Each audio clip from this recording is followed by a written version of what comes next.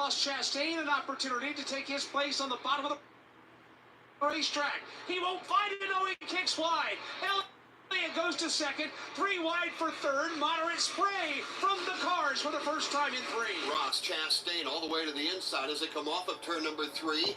3 wide. Also a battle for the lead. Chase Elliott will take it away from Kyle Larson. Right behind Kyle, they continue to go 2 and 3 wide. And the leaders are already heading their way up the backstretch, or make that up the banking to the backstretch with Chase Elliott at the controls. Kyle Larson to second. Alex Bowman looks to the inside of Todd Gilliland for third. It's a great race coming up off of turn number 4. Bowman has the position by a fender. Todd Gilliland will rally back topside. This is the ongoing fight for the number 3 spot. And it's a private battle. Ford and Chevy coming into the corner. You got the Chevy of Alex Bowman to the inside of the Ford of Todd Gilliland. They continue to race there. Behind them, Ross Chastain, Bubba Wallace now going at it for fourth. I'll tell you what, guys, I don't know about you, but this race to me right now looks awful good. They're on the bottom of the track. They're 4 wide on the top of the track coming off of turn 4. Looks like they got a lot of grip out there. Nothing like I might anticipated, a bunch of slipping and sliding. Everything's looking good right now. They look like they know what they're doing out there. These are the best stock car drivers in the world, and they're putting on a show right now on a damp racetrack. Chase Elliott, Kyle Larson, they go 1-2. Todd Gilliland holding down third. Alex Bowman goes fourth, and they're side by side for fifth. And 3 wide right behind will pick up the battle for fifth. It's Bubba Wallace on the inside. And on the outside is Ross Chastain. Behind them, that 3 wide moves. That started with Mark Truex Jr. punching a hole to the inside of the Tyler Reddick car. Also, Joey Logano. Think that Ty Gibbs in the mix with Logano and Truex. They are, as Truex to the inside of Logano gets a good fight. Every lane is being used here throughout the field at Richmond Raceway. That ongoing fight from fourth on back continues to be great. Here's Ross Chastain. He'll take it all the way to the wall, trying to get the better advantage and the better bite up front. Here's Larson for the top of 2 to the outside of Elliott for the lead in 3. Teammates going at it in a pair of Chevrolet Camaros give the advantage to Kyle Larson. He will lead lap number 6. Elliott back to second. Gilliland continues to hold down third. Bowman fourth, and Mike, that battle for fifth just will not go away. And that battle for fifth is between Bubba Wallace and Ross Chastain. Bubba on the bottom, Chastain up top. Chastain comes flying around the outside. He'll grab fifth.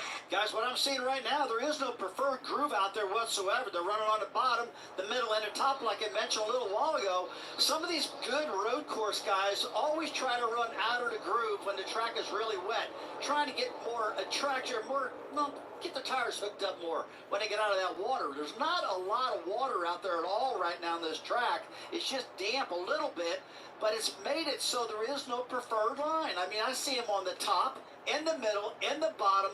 Actually, every single groove is occupied right now. They're not on the bottom or the top. They're all over the place. This is pretty doggone good right now, Mike Bagley. They won't let each other go. There's still a knot off turn 2. Yeah, Kyle Larson goes 3 lanes from the bottom to keep the lead. Elliott to second, Bowman to third. From fourth on back, they're stacked up. Todd Gilliland at the point of that battle. And don't think you can't pass right now. Justin Haley up 10.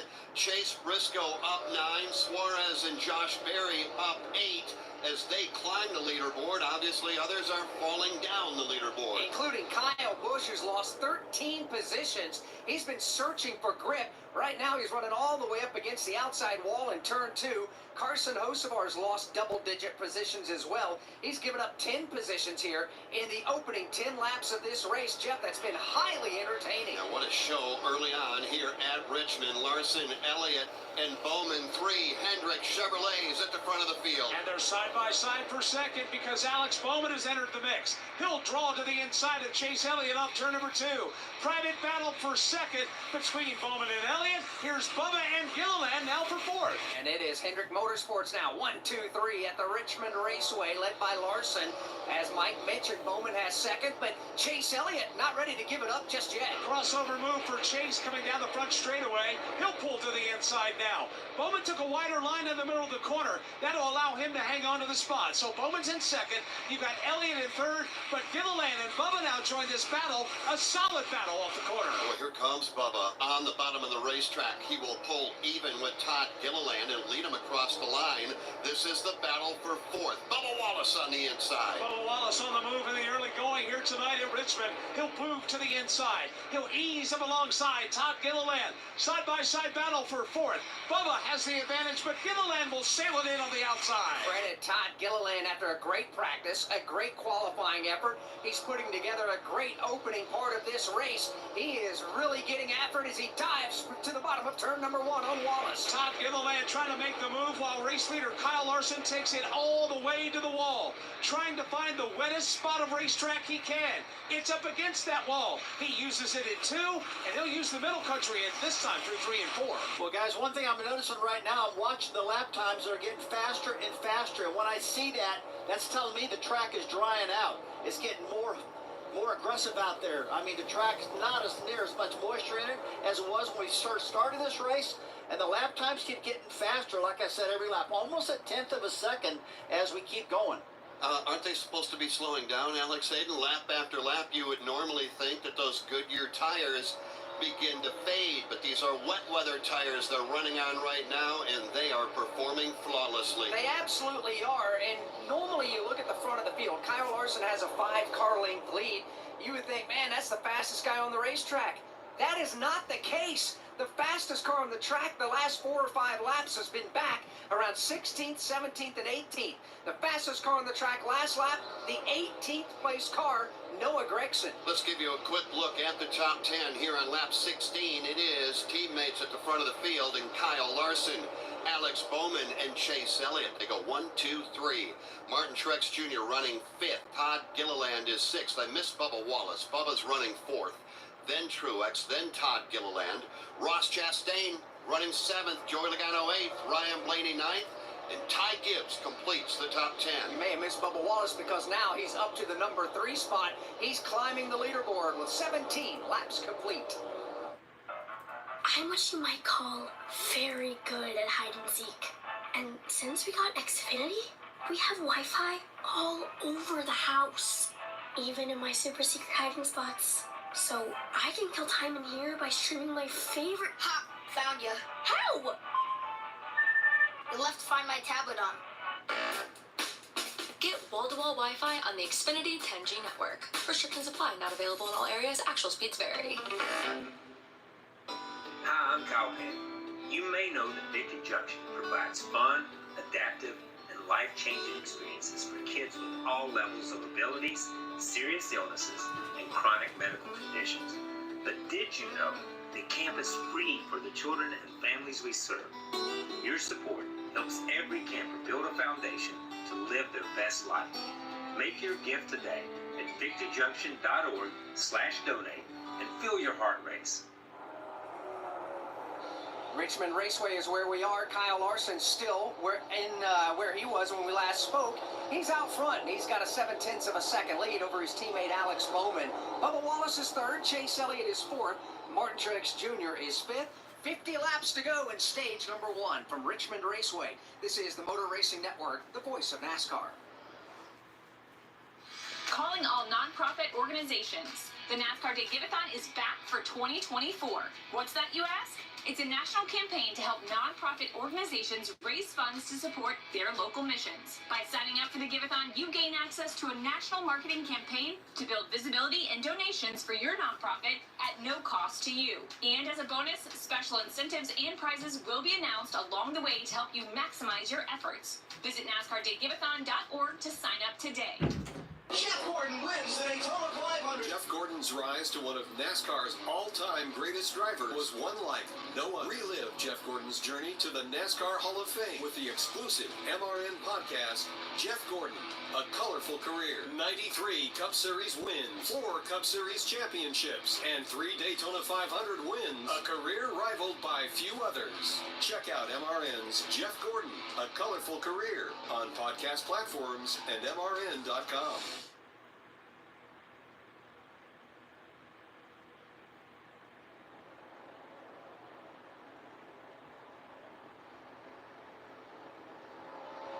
Welcome back to Richmond Raceway, continuing to work under the green flag. Kyle Larson is still the race leader. He's now put up 19 laps led. Chase Elliott led 5, but Mike Bagley there is a driver that is on the move. Yes, indeed. He coming out of turn number 2. They race their way off the end of the back straightaway.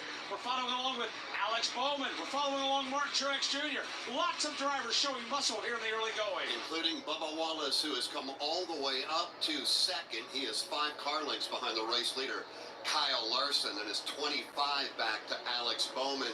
We got a long way to go in this one, Alex Hayden. We are 45 laps shy of just the end of stage number 1. 375 laps remain in tonight's event. It does, and things we talk about, Rusty Wallace, when we race in the damp conditions. You mentioned earlier, these wet weather Goodyear tires thrive when the track is wet. As we look over here up off of turn number 4, we're starting to see the heat coming out of the header pipes of these cars, drying out the racetrack just a bit. What do the drivers need to do?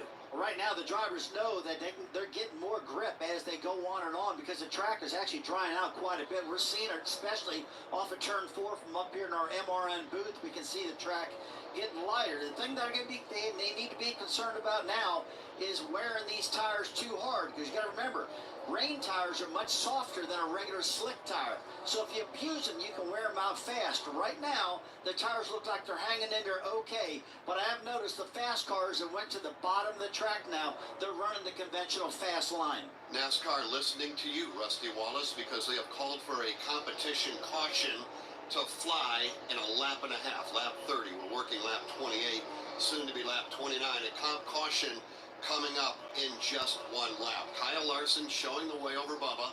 Bubba's got 30 back to Alex Bowman. That's where it's hot and heavy.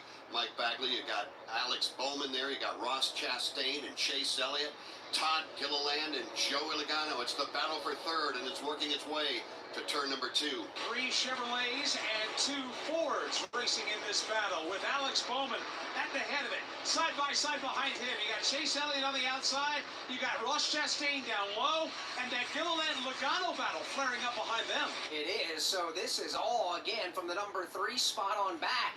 It is a couple of Hendrick Motorsports Camaros right there as the competition caution now flies on lap number 30. So the competition caution is going to slow this field down. An impressive 30-lap green flag stretch in the damp to get the Toyota Owners 400 underway. Will they find a home? Sponsored by Geico. Sarah wants a yard. My own little paradise. Brad, however, hates yard work. The only thing I hate more than cutting the grass is paying someone to cut the grass. Compromise is tough, but these two won't have to compromise when they bundle home and car insurance with Geico. It's easy, and they can save even more. In the end, Sarah and Brad found a great home with a yard. A very, very small yard. Time to get it done. And I'm done. Bundling without compromise at Geico.com. She is the track to tough to take. The lady in black. She's got a thing for tradition, a hankering for history, and she sure likes a good challenge. Well, when Throwback Weekend comes to town, she'll get exactly what she wants and play extra hard to get. These guys are going to have their hands. Shall we dance? The official Throwback Weekend of NASCAR, May 10th through the 12th. Get your tickets now at DarlingtonRaceway.com. Pit road is closed as we work the first caution of the evening. This is a competition caution put on by NASCAR. From Richmond Raceway, this is the Motor Racing Network, the voice of NASCAR. NASCAR history. What I learned from Ken Squire, Barney Hall, and Ned Jarrett, I could never repay. Ken never told me what to say or what not to say. I learned very quickly that I was never going to be another Ken Squire. I don't think anybody could rise to that level. Motor Racing Network's NASCAR Live presents podcasts 50 years of MRN. Jeff Gordon, A Colorful Career, the 1993 season, Junior's Journey, and more. Search for NASCAR Live on your favorite podcast platform. Welcome to Martinsville. Martinsville isn't your average everyday racetrack. It's truly one of a kind. The speed, the shape, the history, the hospitality, heck, even the hot dogs. A one-of-a-kind weekend at each short track of NASCAR, with trucks on Friday, Xfinity on Saturday, and Cup Series on Sunday. It's one event too amazing to miss. NASCAR Weekend at Martinsville Speedway, April 5th through the 7th. Get your tickets now at martinsvillespeedway.com.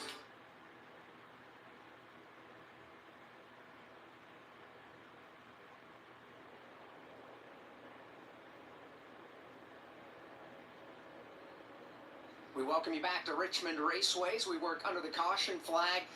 Damp conditions to start the race with the Goodyear Eagle wet weather tires. Track beginning to dry out as you would expect with 38 NASCAR Cup Series cars putting all that heat down out of the header pipes as well as the tires that they were circling around this racetrack on. So NASCAR puts out the competition caution. They're going to continue to circle. They are not going to bring them down to pit lane just yet. And Steve Post, it's going to be a bit of a twist when they come to pit lane.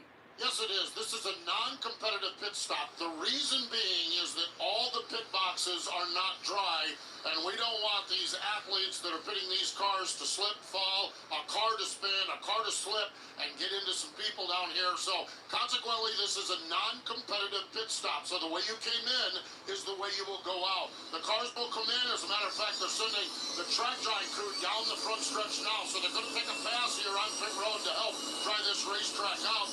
But they will then come in, stop in the pit box. When all the cars are stopped in the pit box, NASCAR will indicate that the crew members can then start to service the car, and they will put on the racing slick. The Goodyear Racing Eagle slick tires will be put on the car. So it's going to be a few moments because they are making a pass with the jet dryers down the front straightaway, and we will get this pit road as dry as possible, but they do not want to put any crew members in risk with any wet spots here on the racetrack. So it will be a non-competitive pit stop here once pit road is finally open. So lap 35 goes on the board as we work just a basic normal caution at the moment. Rusty, how impressed are you with what we saw here in these opening 30 green flag laps? Well, Alex, so far I'm real impressed. I mean, I saw what I saw last year at North Wilkesboro when they put those rain tires on. And we were all surprised how good the cars ran, how fast they were. I saw exactly the same thing just now. 30 laps are pretty fast speeds out there. Everybody looked in control. I agree they probably do need this 30-lap stop right now. You got some great drivers out there like Kyle Larson, who's up front, says, hey, this racetrack now is ready for slicks. Whether they're going to do that yet, I don't know. But the windshields are pretty covered over right now. They're pretty dirty out there. They kind of look to me like you're at the end of a Coca-Cola 600 where your windshield's been pretty doggone dirty. So it's time to get those babies cleaned up and get everything back to normal. But I tell you what, we did some great racing out there right now. I know that's what the fans wanted. I know it's what I wanted. And we all learned a lot so far. Yes, we did, as the jet dryers continue to work down the pit lane in the opposite direction to blow the jet fumes and that hot air away from the crews and the fans that line the backside of the pit wall. As great as the drivers are, and they are, because they just ran 30 laps in the damp, we really need to say congratulations and thank you to Goodyear for the tire that they brought. Nobody knew really what to expect. We heard the drivers say that. We had no idea when the green flag flies what to expect. But how about a huge tip of the cap to Stu Grant, Greg Stucker, and the entire team at Goodyear for what they brought. Well said. They deserve a good pat on the back. There's no doubt about that. My entire career racing on Goodyear tires, they've had my back my whole entire career. And right now, these guys have built just one whale of a rain tire that worked perfect right here on this super fast 3/4 mile oval track. And they worked great so far. And so now we'll keep on going and we'll see what happens. But yeah, kudos to Goodyear for a wonderful tire they've designed and brought here to Richmond. And I tell you what, I don't care what happens. Mission accomplished. It looks fantastic out there right now. Boy, it sure does, Rusty. So drying will continue here on pit road. Once they feel like it is suitable to bring the cars down pit road, they will do exactly that. Kyle Larson has led, as Alex pointed out, 32 laps of the 37. Bubba Wallace has climbed the leaderboard nicely. He is up to second. Then Chase Elliott, Alex Bowman, and Ross Chastain. That is your top five. Todd Gilliland with a good run early here tonight. He's sixth. Joey Logano, Martin Truex Jr., last year's winner. Chris Buescher. Shouldn't say last year's winner, I guess, Alex. It was the last time we were here. Chris Buescher going to victory lane, and tonight it is his career start, number 300. It is a milestone start for Chris Buescher. Last time somebody won on their 300th start, is the guy that owns his race team. A guy named Brad Keselowski was the last person to win on start number 300. There's another guy here on property that won on his 300th career start in the Cup Series 2, and he's standing to our left. And he went on to become a member of the NASCAR Hall of Fame. Do you remember that day, Rusty Wallace? I remember it pretty good. You always remember those days when you get to beat Earnhardt, you know. So I got to do that day, and that car felt really good, man. I'll tell you, that Kodiak Pontiac, the number 27 car, everybody remembers that car, I think. And that was a real hot rod that night. It just handled so good. It was so fast. And that year, man, 1993, it went on to win 10 races that year, a third of all the NASCAR wins I was able to get. What a big year for us. That was a good time, wasn't it? That was a great time. I'll tell you what, there was a lot of Miller being drank back then, I'll tell you that. That was a car that was owned by Raymond Beadle at the time, was it not? That's right. That was before you moved on to Team Penske. Raymond Beadle, world-class champion drag racer out of Dallas, Texas, decided to start a NASCAR team. I drove the team. The late Tim Richmond drove for him, and he was just one great winner. We lost Raymond 3 or 4 years ago, but he sure started my career, helped it get to where it was. And, man, what a great person. But, yeah, that was that hot rod Pontiac, that number 27.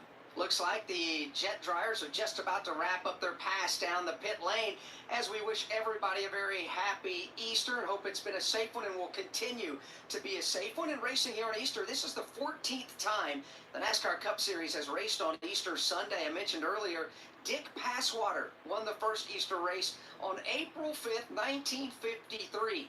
Herb Thomas has won on Easter Sunday. Junior Johnson, Joe Weatherly, Cotton Owens, Richard Petty not once but twice. Junior Johnson won at North Wilkesboro for a second time on Easter.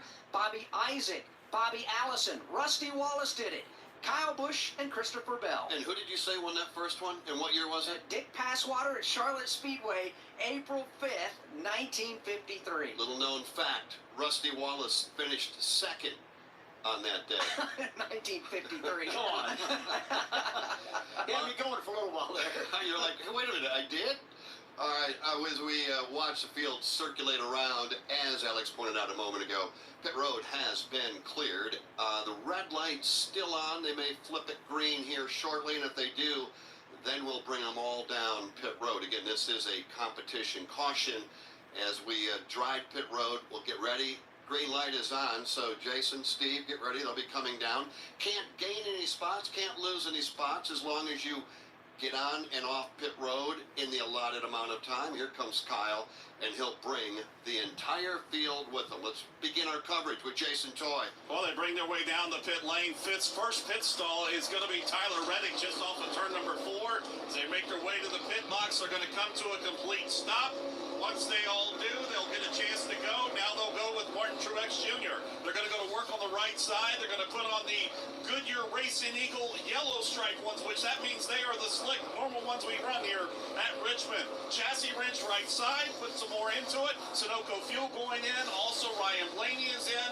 And Steve Post, one of the things that was kind of big during this pit stop or during this caution was the team's planning on what line they're going to try to run on the racetrack. So they got a good opportunity to discuss a lot of things. Yeah, there was a good chance, a lot of conversation here in the pit area, listening to drivers. Kyle Larson, he has the very first pit box down here in turn 1. He's down and away. Bubba Wallace down and away as well. And they'll get regathered up behind the pace car there on the backstretch. But right now, I think the teams have done what we've seen is minor chassis adjustments because they don't really have a sense as to what's going to happen with the tires now that they put the slicks on. The good news on this one is a rather short run now to the end of stage number 1, lap number 75. So this will give them a good chance to see what their cars are doing here on the slick. So a shorter run here as we make it to the end of the first stage is going to give them a chance, and then at that point they'll start working on the race cars.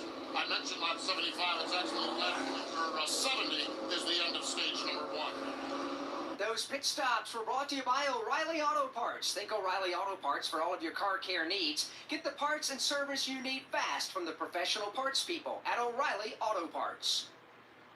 This season, Toyota Racing is looking for jugglers. Aha! Not the ones who toss balls or rings. Fans that can juggle the rigors of a 10-month-long season across many different racing circuits. Well, what if I added knives? What if you add a GR Cup, Formula Drift, and off-road racing? If you can juggle it all, then we want you. Be part of the action at Toyota.com/racing. Toyota, let's go places. Formula Drift is a registered trademark of Formula Drifts Holdings, LLC. This is Steve Post. If you love sprint cars, you'll love Wing Nation. All the latest sprint car news and interviews from the stars of sprint car racing from around the country. Join Ashley Strumming, Aaron Everham, and me every Tuesday on Motor Racing Networks and Wing Nation's Facebook pages. We go live with the weekend's winners and newsmakers from around the country. You can also find the podcast of all past shows on YouTube or subscribe to the podcast on any of your favorite podcast providers. Wing Nation, all sprint cars, all the time. From Richmond Raceway, this is the Motor Racing Network, the voice of NASCAR. You crave power. You bleed speed. You live for the roar of the crowd and the taste of victory. But your ride is holding you back. Ignite your engine's soul with E3 spark plugs. The same spark that fuels NASCAR champions unleashes explosive power in your ride. Don't just dream of speed. Make it your reality. Find E3 at your nearest auto parts store. E3 spark plugs. E3, what are you running? Keep up with all of the action during the 2024 NASCAR season with NASCAR Today. William Byron has won the Daytona 500. Every weekday throughout the season, we'll bring you the latest news and insights. At that point, I already had in my mind, okay, we can really win this. As we count down the days to championship weekend in Phoenix. It's surreal still. I can't believe I'm in this position. I'm Chase Elliott. Listen to NASCAR Today every weekday right here on the Motor Racing Network.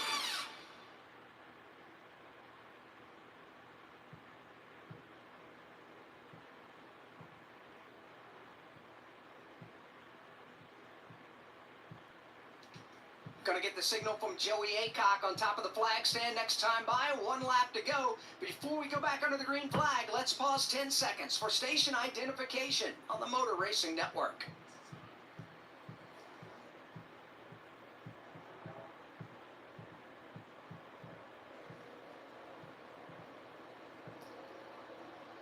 Motor Racing Network live at Richmond Raceway, the NASCAR Cup Series racing, the Toyota Owners 400. My name is Alex Hayden, Jeff Striegel, and NASCAR Hall of Famer Rusty Wallace, all topside, high above the start-finish line. High above turn number 3, calling the action over on the backside of Richmond Raceway is Mike Bagley, and up and down the pit lane are Steve Post and Jason Toy. And if you are just joining us, we are 43 laps into this. The first 40 laps were run in damp condition with wet weather tires. We thought we were going back under the green flag. They have since waved that off, for at least for one more lap. That gives us an opportunity to tell you what you missed, and it was pretty spectacular. On wet weather tires, we saw them racing under the green flag, 2, 3, and 4 wide, putting on a great show. Kyle Larson, Bubba Wallace, Chase Elliott, Alex Bowman, and Ross Chastain. That is your top 5. I'm going to keep them under the caution here for another lap or 2. So I gave you the top 5. Todd Gilliland, then Martin Truex Jr., Joey Logano, Daniel Suarez, and Chris Buescher. That is your top 10. We are 26 laps away from the end of stage number 1. Hoping to get the one to go next time by. The field, again, we're not going to lose a spot on the controlled pit stop, so they're just making sure everybody is in the correct running order to come back in after they just made their choice of which lane to restart in. They also look like they've picked up the pace speed dramatically, and that may have something to do with the fact that they switched over from the damp weather tires to the racing slicks. Understand they're going to run a couple of extra laps just to make sure that drivers are happy with the slick racing tire on these in these conditions. So Rusty, you were raced 30 laps hard under damp conditions, could run all over the racetrack. Now you got slick tires on. There's no tread on these babies at all. We can still visually tell the track still has some moisture in it. Parts of it is drying completely. How dangerous is this going to be for some of these drivers, and how much bravery are they going to need? Well, I don't think it's dangerous at all. I think there's probably some concern because as a driver, you look out there, you don't see the track all one color. You're seeing some dry spots, you're seeing some wet spots, or maybe let's just call it discolored. But you got guys like Larson, Kyle Larson, and other drivers says, hey, man, we're ready for slicks. Get these doggone tires off here. The track's good enough for that. So you got to go by what the drivers are saying right now, because sitting up here in the broadcast booth and saying what they should do or not, it's not my position right now. Although, as a driver, I would be a little concerned looking down and seeing the different colorization of the track right now. When to go at the line, Rusty. Mike Bagley weigh in. You're looking straight down at the racetrack. We can certainly see one very definitive groove that is dry. What about the rest of the track? I would say it's about 50%. Now, when I say that, it's not like there's one dry lane and everything else is wet. It's drying out, and it's drying with every passing lap, even with these cars flashing by under the caution flag, especially in turn 3. Now, the bottom of the backstretch, nobody's been down there yet, but I would say about half of the backstretch, width-wise, is dry and good to go. Patches, damp patches, punctuate the racetrack, but obviously not anything to warrant putting on those wet weather tires back on or keeping us under the caution flag. I think we're good to go here. The field is coming to the Geico Restart Zone, presented by Geico. Is your insurance playbook confusing? We'll make it easy. Switch to Geico and get all your insurance coverage from one place. Go to geico.com today to get started. Toyota Camry is at the front of the field. It has a light bar on it. The light bar is out, and the Camry is on pit road. We're ready to go. Back under the green flag, it will come out on lap 48. 22 laps remain in stage number 1. Green flag is out side by side. Kyle Larson, Bubba Wallace on the slick Goodyear Racing Eagles take the field to turn 2. And all the cars are glued to the racetrack. Nobody slipping a tire. Everybody racing hard like Bubba Wallace, who'll charge to the outside of Larson. Very aggressive, and Larson's going to jam it back in down low.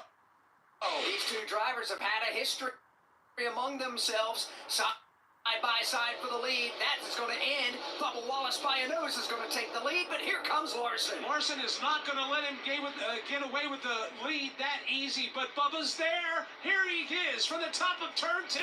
He'll drop the hammer. Half a car length out in front, but Larson's still there to his inside. Boy, what a race we have. Bubba Wallace will not give it up on the outside. Side by side at the line. Bubba Wallace on the outside. Kyle Larson on the inside. They've got a 2-car length breakaway over Alex Bowman, who rides in position number 3. Larson leaning on Bubba coming out of turn number 2. Bowman's got the best seat in the house for this one, with Wallace a fender out in front back to 3. Either driver is going to give it up right now. The egos are on full display. This lap is going to be led by Kyle Larson by a bumper. They race back to turn number 1. Neither driver giving an inch right now. Bubba Wallace on the outside. Kyle Larson on the outside. Now Wallace will swing wide. Larson angles a bit lower. They'll separate themselves, but they're still now back at it in 3. Man against man, machine against machine. A Chevy on the inside, Toyota on the outside. Kyle Larson, Bubba Wallace, lap after lap, side by side, wheel to wheel. What a great race for the lead here. Lap 52 at Richmond. Wallace fender out in front. Larson's going to run with him down low. Here's Larson, gets the advantage halfway off the end of the back straightaway. Kyle Larson back to the lead. And he did it on the bottom side of the racetrack. In the Xfinity Series race yesterday, the outside lane was the dominant group, but Mike Larson made it pay off on the bottom. Wow, what intense racing for the lead, and Kyle Larson would not let it go. It's going to pay off for him. He'll grab the lead. He'll pull away by a car length over Bubba Wallace, who now has 3 car lengths back to Alex Bowman behind him. 16 to go in stage 1. It is Kyle Larson, Bubba Wallace, Alex Bowman, Martin Truex Jr., and Todd Gilliland. That is your top 5. Then it's Chase Elliott, Joey Logano, Ross Chastain, Chris Buescher, Daniel Suarez. Mike, that's your top 10. Here they come off turn number 2 and onto the back straightaway. First side-by-side battle further back is for Daniel Suarez, trying to squeeze to the inside of Chris Buescher. Boy, it didn't take long, guys, but this racetrack is really drying out right now. It looks a ton different than it did 6 or 7 laps ago, so I think they're in pretty good shape right now.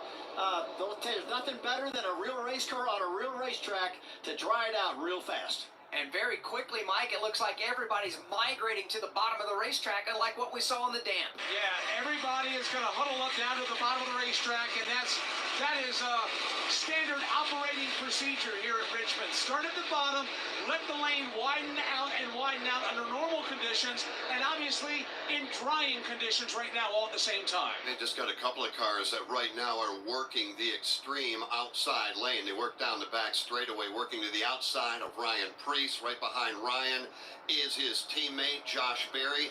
To their outside, one of those drivers, Denny Hamlin, the other one, Chris Buescher. And Mike, that is a battle that picks up just at position number 10. Denny Hamlin is the one in that battle that is stuck in a precarious position. He's behind Buescher, and he can't make a move to the inside. Now he does. As Berry will find his way through under Buescher, Hamlin will pull back and down right behind the Berry car. I'll tell you what, guys, these guys are running really hard out there right now. It looks like they're almost running qualifying laps, and you might ask why. Well, it's only 12 laps to go right now before stage 1 is over. Everybody wants to make it into the top 10 to get those bonus points, so there's some hard racing going on right now, or at least for 10 more laps. Yeah, there is, including at the front of the field. Bubba Wallace dropped back by 7 to 10 car lengths. Now suddenly he's whittled it away down to just 2. He is keeping pace with Kyle Larson, that Bubba Wallace is right now a car length apart. Tip of the cap to a driver that's about to break his way into the top 10. Started at the back tonight. Josh Berry is rolling right now in that Sonny D Ford Mustang. Right now he's trying to get around his teammate, Ryan Preece. They just followed each other all the way up and through the field. Ryan Preece and Josh Berry behind them side by side. Denny Hamlin and Chris Buescher. But it's Josh Berry that's on the move yet again. Josh Berry dives to the inside of Ryan Preece coming into turn number 1. He's going to grab the spot before he enters onto the back straightaway. And he'll pull away now by 3 car lengths over Preece. Josh Berry has gained 19 positions since the drop of the green flag. We're getting closer to the end of the stage. We're down to just 9 laps to go in stage number 1. Leaders exit turn 2 onto the back straightaway. Kyle Larson leads Bubba Wallace by 3 car lengths. It's 6 back to Alex Bowman in 3rd. Another 3 back to Martin Truex Jr. in 4th. Big movers since we put the slicks back on. Zane Smith up 7. John Hunter Nemechek up 7. Josh Berry, Mike Bagley up 6. He just continues to climb the leaderboard. Good showing in the early going tonight for Josh Berry after he's working his way through the field closer to the front. Here comes Joey Logano in company on the move. Matter of fact, Logano comes off the end of the back straightaway, having just passed Todd Gilliland. Denny Hamlin also climbing the leaderboard as expected here at Richmond. He just made a pass around Chris Buescher.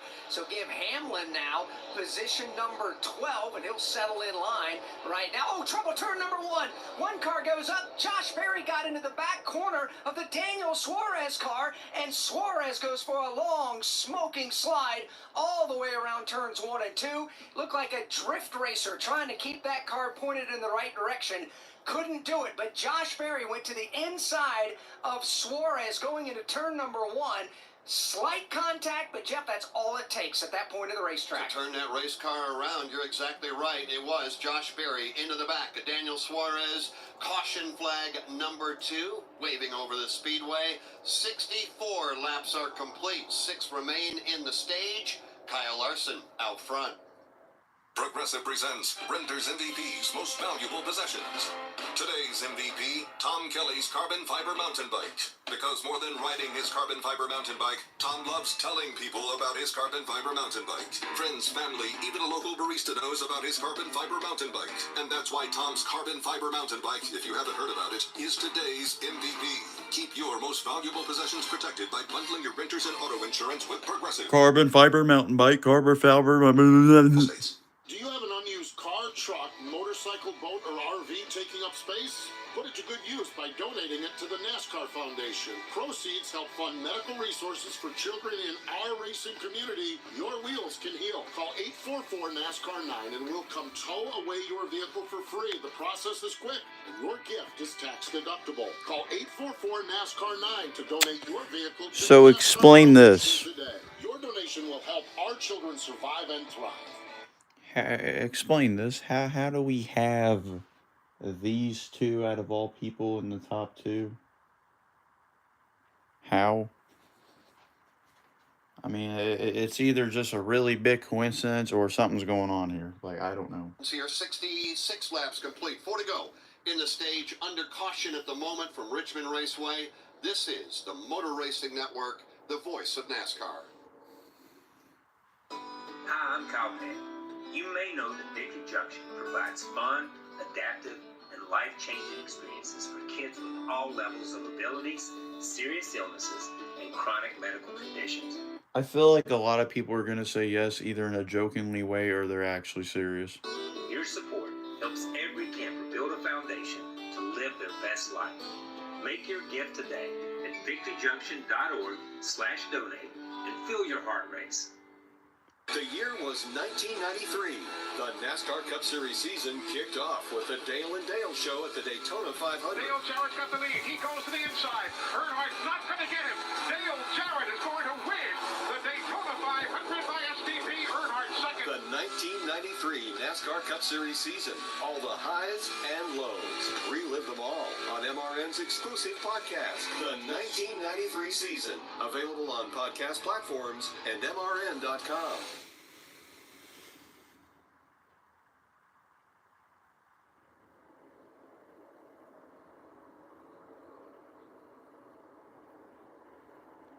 Three to go in the stage. Under caution as we welcome you back to Richmond Raceway, the Toyota Owners 400. You know, you think about this for a moment, Alex and Rusty. NASCAR, prior to the wet weather tires, we would be maybe about ready to go under the green flag after we had the track drying team out there and the jet blowers, Alex, and we're, trying to button up the racetrack top to bottom. And, with the advent of the wet weather tire, we now have logged 67 laps. Yeah, we have. This has been something that we expected and hoped would work as well as it did. I'm not sure. All right, time to get canceled on this one. I totally agree with you. We talked about last year at North Wilkesboro. Go right ahead. Racetrack. Well, this track is much bigger, so it'll work here also, and it has. So it's been looking really good. A lot of people have asked for a long time, why don't we start the races or run the races in the rain? And I would tell you, we just weren't ready back then, and we weren't ready probably 2 years ago. We're ready now. We proved last year we can do it. We proved now we can do it. But remember, the tire has got to be much, much softer to work. And when you have a soft tire, the tire won't run near as far as a regular slick tire. So multiple pit stops are going to happen. But hey, who cares? It's worked right now. We're approaching the end of stage one, a couple more laps. So good job out of everybody so far. Mike Bagley, weigh in. You had a chance to watch it at your feet. 68 laps, soon to be 69 complete. The wet weather tire did not disappoint. Oh, no, it didn't. And it also aided the process because we were able to watch race cars racing on the racetrack with that wet weather tire instead of watching the Toyota Tundra track drying team. All of this to push the effort forward, get the laps in, and we weren't disappointed. Nobody slipped at all. If anything, everybody had elbows up. It was very entertaining to watch. They didn't crack the throttle because they were on those wet weather tires. If anything, it looked like they were hammered down even more. Those cars stuck. No one was slipping. No one was wrecking. No crashing or anything. That was a solid 30-lap run to start this race on in the damp. So Jason Toy down on the pit lane, once they had the competition caution and the crews took those Goodyear wet weather tires off the race cars, what did you see? Well, the biggest thing we saw was who had a good handling rate. That's my way of saying like the fucking stream. If not, you're going to turn into that fucking thing right there. You're going to turn into that big old tube freaking jet dryer looking thing. In fact, you can see one groove. Actually, take that back. That thing gonna go up your ass. Some of the other drivers like Martin Truex Jr., they looked like they could have gone a whole lot longer on those wet weather tires. So depending on what setup you had in there, if you were tight or pushing it hard, you wore out that right front. Everybody else had a good handling race car. Now, the thing is, we're going to see how that car handles the longer this race goes and see if you got the handling correct. Yeah, and from what we heard and monitoring radios up and down pit road, most everybody saying, what a tire, and it improved that out. You're right, Jason. Racist won the stage. Yeah. The large majority of the drivers very, very pleased with the way it all worked out. Stage one is done.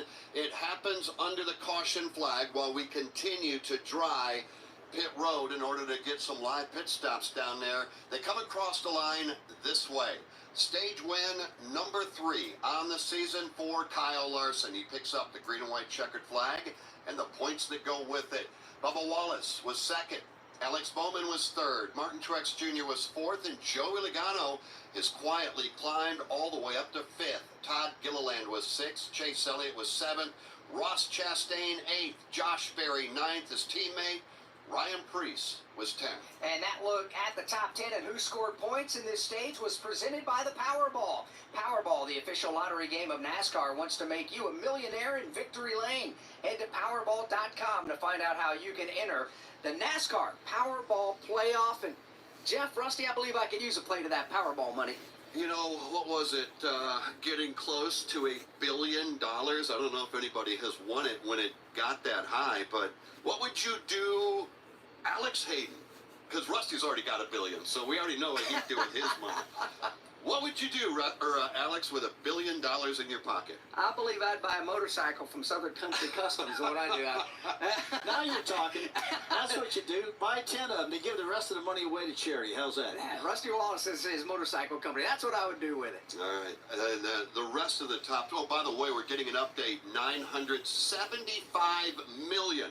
So it's not worth playing yet. I mean, I got to wait for it to hit the actual $1 billion mark. I don't know. I could spend a couple of bucks right now. I think I could too. We gave you the top 10. The rest of the top 20, we have the time. They are getting pit road just about buttoned up. But again, we're working lap 71 of the 400 tonight. 11th right now is Denny Hamlin. William Byron is 12th. Chris Buescher under the caution 13th. Ty Gibbs 14th. And Tyler Reddick is 15th. Noah Gregson 16th. Ricky Stenhouse Jr. 17th. Christopher Bell 18th. 19th is Brad Keselowski. And Justin Haley is 20th. 21st is Zane Smith. John Hunter Nemechek is 22nd. Austin Dillon 23rd. Kaz Grala is 24th. Ryan Blaney 25th. Kyle Busch 26th. Austin Cindric 27th. Chase Briscoe 28th. Harrison Burton 29th. And Carson Hocevar is 30th. Eric Jones 31st. Michael McDowell 32nd. Daniel Hemrick 33rd. Ty Dillon 34th. 35th. Corey LaJoie. Daniel Suarez 36th. And I just happened to think of something, Alex. I know the numbers I'm going to play. And that would be 5, 23, 48, 19, and 22. What would be your Powerball number? That would be 38. That's a good one. And if for those that are trying to figure out why, that is your running order, your top 6. You think it's going to work? Why not? $975 million. I'll split it with you. I like where your mind is on that. So after another pass down the pit lane with the jet dryers, NASCAR has made the decision when the pit lane opens. These will be live pit stops for the first time here at Richmond Raceway tonight.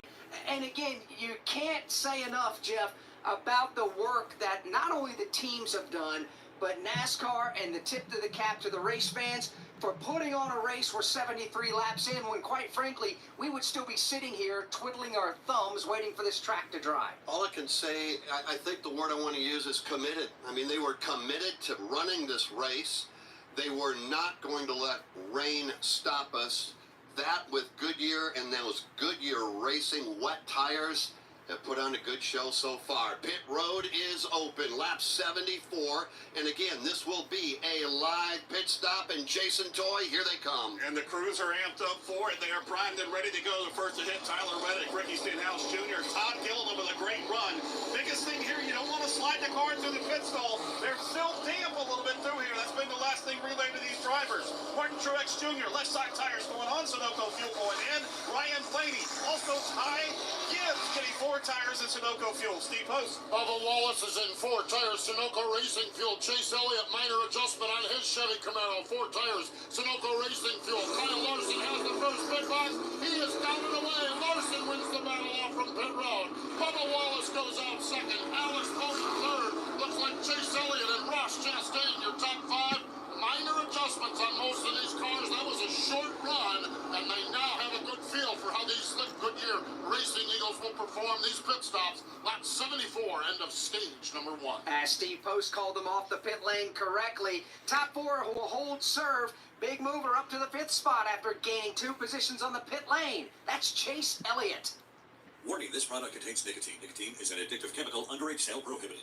Introducing Zone Nicotine Pouches, the perfect balance of unparalleled comfort, longer-lasting flavor, and nicotine that satisfies. Whether you're zoning in during the race or zoning out after a tough day at work, Zone gets you there faster and keeps you there longer. Available in 7 flavors and in 6 and 9 milligram strengths. Find Zone at zonepouches.com and retailers near you. Own your Zone with Zone Nicotine Pouches. The 2004 NASCAR Cup Series championship was won in dramatic fashion. Well, they changed right side tires only. The entire wheel came off. But what happened throughout the year is what makes it one of NASCAR's biggest seasons. Hear all the stories on NASCAR Live Presents 2004 Chasing History. This week on Chasing History. And I told everybody who would listen, look, Carl Lewis is the guy that should be in this car. Get the latest episode of NASCAR Live Presents 2004 Chasing History at MRN.com or on your favorite podcast platform. From Richmond Raceway, this is the Motor Racing Network, the voice of NASCAR. We are the voice of NASCAR. The green flag is in the air, and we are underway. The Great American Race. The Motor Racing Network.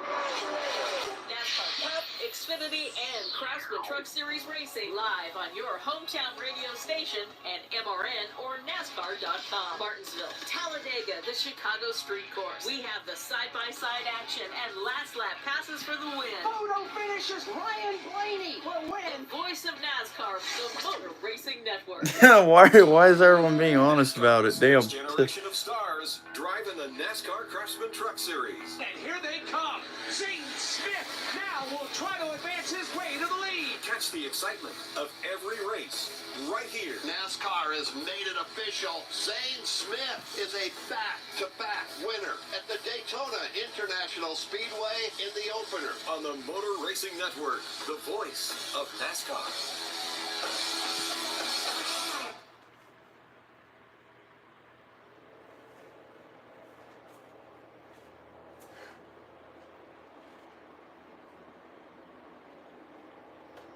Back here at the Richmond Raceway, working caution flag number 2 of the event. Caution flag number 1 came out on lap 30. It was a competition caution to get the wet weather tires off of the race cars. Here, this caution was because of the problem that Daniel Suarez had, courtesy of the right front bumper of the Josh Berry car that sent him for a long, lazy spin. Right now, it's Kyle Larson that has been enjoying the look out the front windshield the most, with nobody in front of him. 66 laps at the front of the 77 completed. The driver, 31-year-old driver from Elk Grove, California, is a 2-time winner here at the Richmond Raceway, looking to go a 3rd time. How about the driver running in position number 2? We talked about him earlier. A solid climb up the leaderboard for Bubba Wallace. It has been, and he has been rock solid all race long. Now they had a chance to put a couple of wrenches to the car, maybe adjust some air pressure on all of these machines. We'll find out who made the right adjustments and who did not. And I'm going to drop one more name. He's running, has been, since the drop of the green flag, in the top 10, although he's faded now to 10th. You got to give a call to Todd Gilliland. He's just had a really good night so far. I think they've had a great weekend all weekend long. They were great in practice, obviously great in qualifying, and he's backing it up here in the race, and this is good for that young man, for his confidence, good for that race team's confidence to run this many laps in the top 10. He finished 6th in stage number 1. He'll restart 10th as we get ready to go under the green flag. Stage 2 is underway. Kyle Larson will try to get away from Bubba Wallace. They'll take Bubba up the racetrack, inside lane, wide open as they race to 1. Here they come through turns 1 and 2. Bubba Wallace trying to keep up now with Kyle Larson. He'll do it out of 2. Larson with the better bite from the bottom is going to reclaim the lead. Bubba's going to slide in right behind him in 2nd. And leave them fighting wheel to wheel for the number 3 spot. It's Martin Truex Jr. around the outside of the Alex Bowman car. Welcome up Joey Logano, and now Josh Berry in the mix. They all stack up from 3rd on back. Martin Truex Jr. on the prowl on the outside. Again, the outside lane is strong here in the early going. Give Truex 3rd, Bowman 4th, and it is a knot of cars for 5th on back. Boy, it sure is. A couple of Ford Mustang dark horses go side by side. Josh Berry to the inside of Joey Logano. Right behind them, Chase Elliott looks on. Chase Elliott's in the high lane. He's got a great view of this side-by-side battle for 5th. Couple of Fords. Berry on the bottom, Logano up top. Now Elliott is joined by Ross Chastain and others. They are working up off of turn number 4, coming to the line. Elliott will clear the Chastain car by going around the outside. Ryan Preece is on the move, who's in the number 10 spot, and he wants 9th. Ryan Preece had a good run so far. So good for him. He is huddled up at the bottom of the racetrack out of 2, while Josh Berry, that is, will finally clear the Logano car. Guys, we gotta take a look at that number 12 car. Ryan Blaney, our last year's champion, all the way back in the 32nd position right now, Alex. That car doesn't look like he's having any luck at all so far. He's got himself trapped in the back of this pack. Well, there's a number of drivers, Alex, that are back there. Austin Cindric is back there outside of the top 20. Ricky Stenhouse Jr. is back there. Chase Briscoe struggling back in 28th, Alex, when his team cars are climbing the leaderboard and running inside the top 10. And those two drivers being Josh Berry, who is 5th, and Ryan Preece, who just got past at the start-finish line to fall to the 11th spot. And ironically, both Berry and Preece are 2 of the 4 Stewart-Haas racing drivers that are yet to finish inside the top 10 this year. Here they are at Richmond and running in the top 10. Their teammates struggling just a bit. And they're wound up right now. Here comes Josh Berry looking for yet another spot. He works down to the inside of Alex Bowman, and Mike Bagley blows him away. We are seeing a very aggressive Josh Berry, Jeff. He muzzled his way under Joey Logano to take that spot. Last time off the end of the back straightaway, Berry took the right front fender, eased it on Bowman's left rear fender, and just glided him up the racetrack to root his way underneath it. Well, that's the second time Berry's used the right front corner of that Sonny D Dark Horse Mustang. He spun Daniel Suarez early on. Now he moves up the racetrack. Alex Bowman. Rusty, you got to do what you got to do on a short track sometimes. Yeah, sometimes you got to rough them up a little bit to get around them. You don't want to spin them out or nothing, but you got to let them know you're there. You're getting tired of getting blocked, you know? You know, when I look down the leaderboard, there's some other names that have yet to surface among the front-running cars. One of them, maybe most notably, Denny Hamlin, who is back running in position 17. William Byron right behind him in 18th. Kyle Busch is running 20th. I guess maybe the biggest surprise, and Posty, you can weigh in on this, is Denny Hamlin. He is always so good here. Right now, not so good in running 17th. Well, you're right about that, Jeff. And listening to him and Chris Gabehart talk, Denny can just not get that car down in the corner. And once you struggle getting into the corner, nothing gets much better throughout the course of it. So Chris Gabehart made an adjustment during that stage break, and they're hoping that this Toyota for Denny Hamlin will be better getting down into the corners. But that just sets you up for a long way around these turns if you can't get entered into that turn properly, and that's been the struggle for Denny Hamlin. And Denny has lost 4 positions since the restart and is going the wrong way on the leaderboard right now, but we still have a long way to go. 311 laps, as a matter of fact, to go in tonight's Toyota Owners 400. I think it's worth mentioning right now, guys, is the fact that Stage 1 was a relatively short one at only 70 laps. Stage 2 is 160 laps in length. We're going to go to lap 230 to end stage number 2, and this is going to open up all kinds of possibilities now for these crew chiefs. Jason Toy, you're going to be monitoring how these teams approach stage number 2. They obviously cannot go the distance. What are you hearing as we work lap number 91? Well, one of the things we did hear from the crew chiefs before the race today was the unknown on how things were going to lay out when we got to those slick tires. So they had a relatively short run to end stage 1 there. They were able to read a little bit off of that. So it sets the stage for them to either make stage 2 a 2-stop and split it up to the third, or they make it halfway. Some of the drivers behind the pit road are talking about their race cars now, some 10-plus laps into this run, and trying to set the game plan for what they're going to do the rest of the way. But either 2 stops, or they're going to try to make it more. Race leader is Kyle Larson by a 1.5 seconds now over Bubba Wallace, who is second. Larson, of course, drives for Rick Hendrick Motorsports. His teammate William Byron, coming off of the big win a week ago, a 2-time winner here this season is William Byron, is the first driver to multiple wins.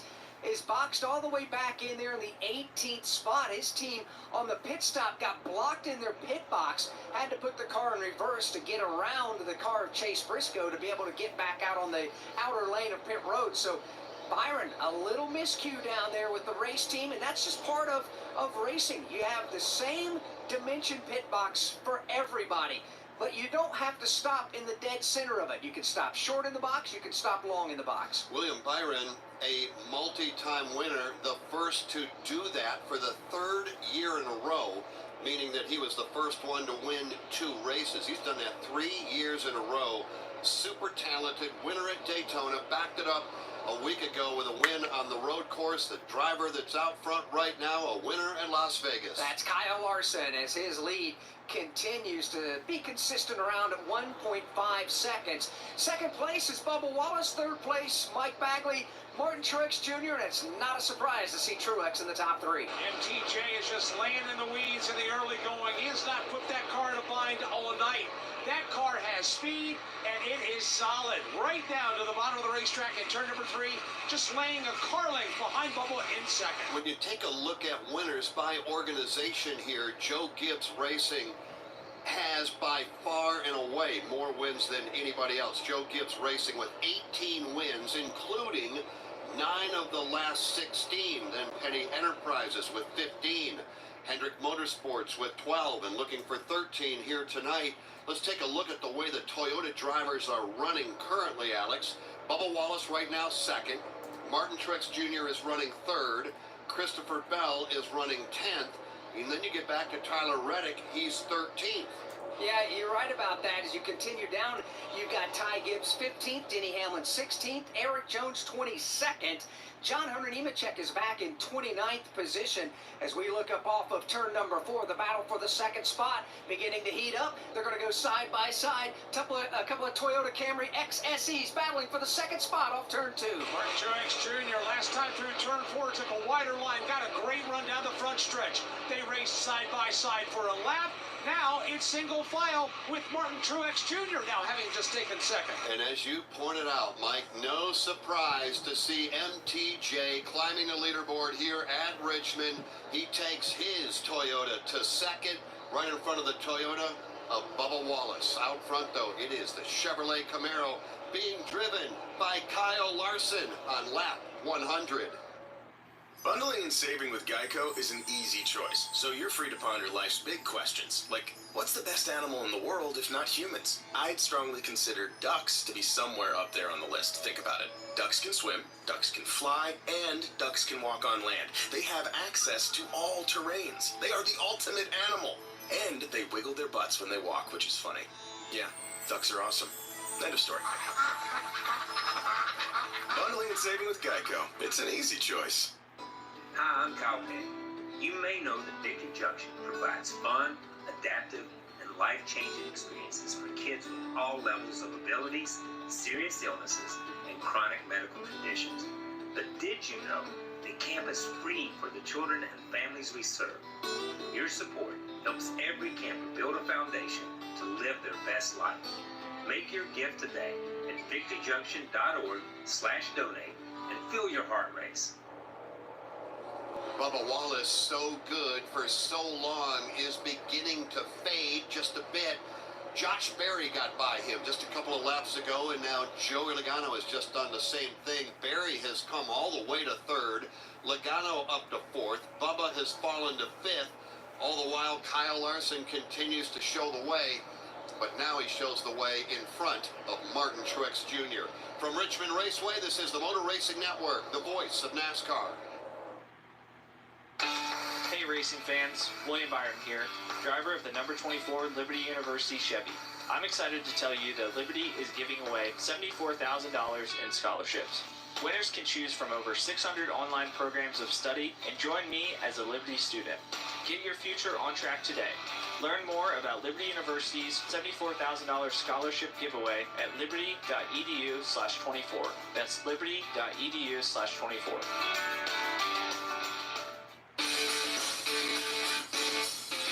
tickets, parking, and travel, race weekends can be stressful. Let Racing Electronics make communication easy. With a scanner and Easy Talk intercom system rental from Racing Electronics, you can effortlessly talk over the noise of the race. Hear uncensored driver and crew communication from every team in the race, or tune into the race broadcast with your favorite MRN announcers. To learn more, visit RacingElectronics.com today.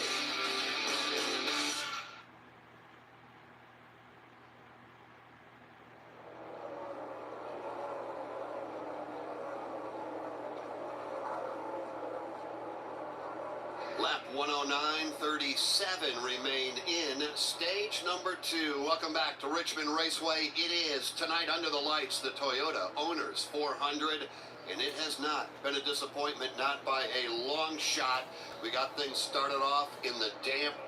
At that point, we switched over. I guess it was, 40, 50 laps into that before we switched over? Yeah, 30 laps. 30 laps, that's right, with the comp caution. We switched over from the wet weather tires to the racing slicks. And right now, as we work, lap 109, it is Kyle Larson. As we look at the top 10, Kyle Larson running in front of Martin Truex Jr., Josh Berry and Joey Logano. They go 3-4.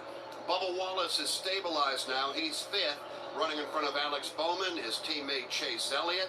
Ross Chastain right now 8th, running in front of Christopher Bell.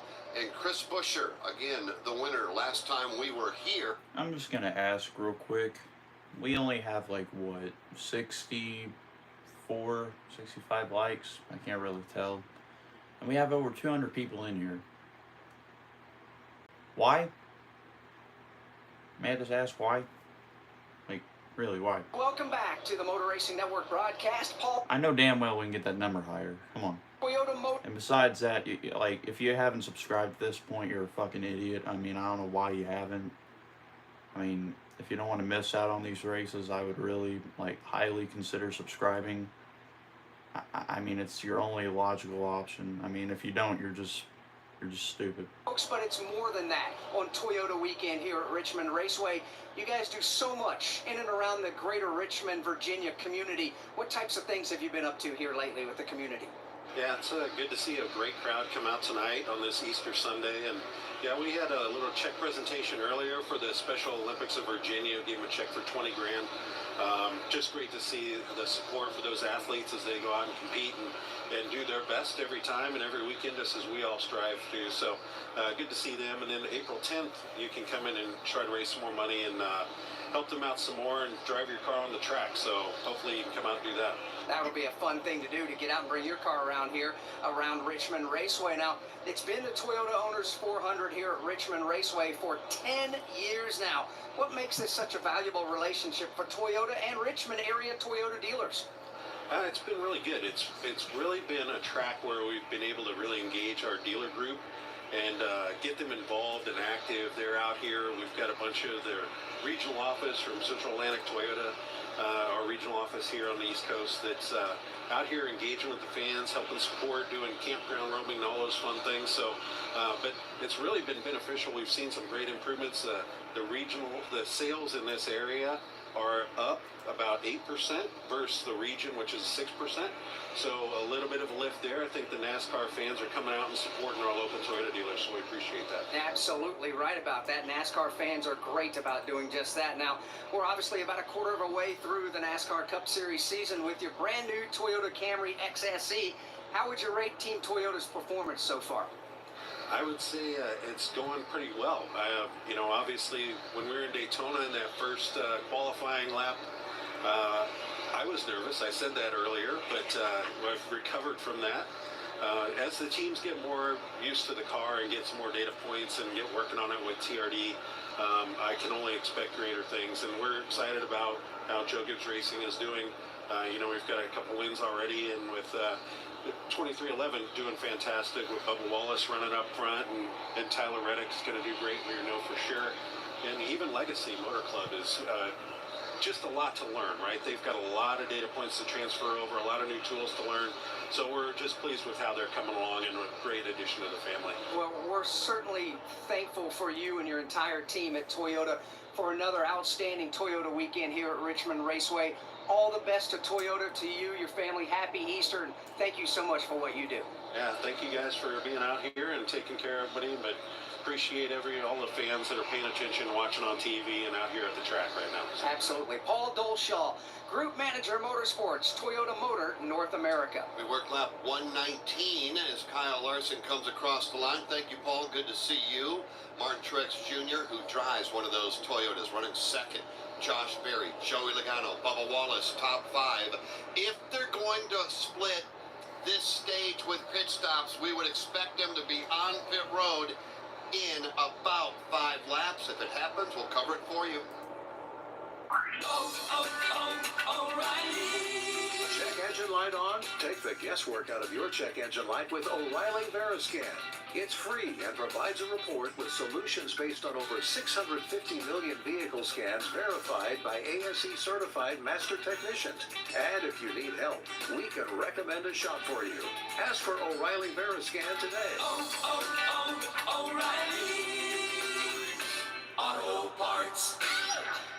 We are under the green flag. Listen up, NASCAR fans. Now's the time to turn your love of racing into big-time prizes. Because NASCAR Fantasy Live is your fast lane to bragging rights. Serious racing here. Pick 5 drivers each week of the season.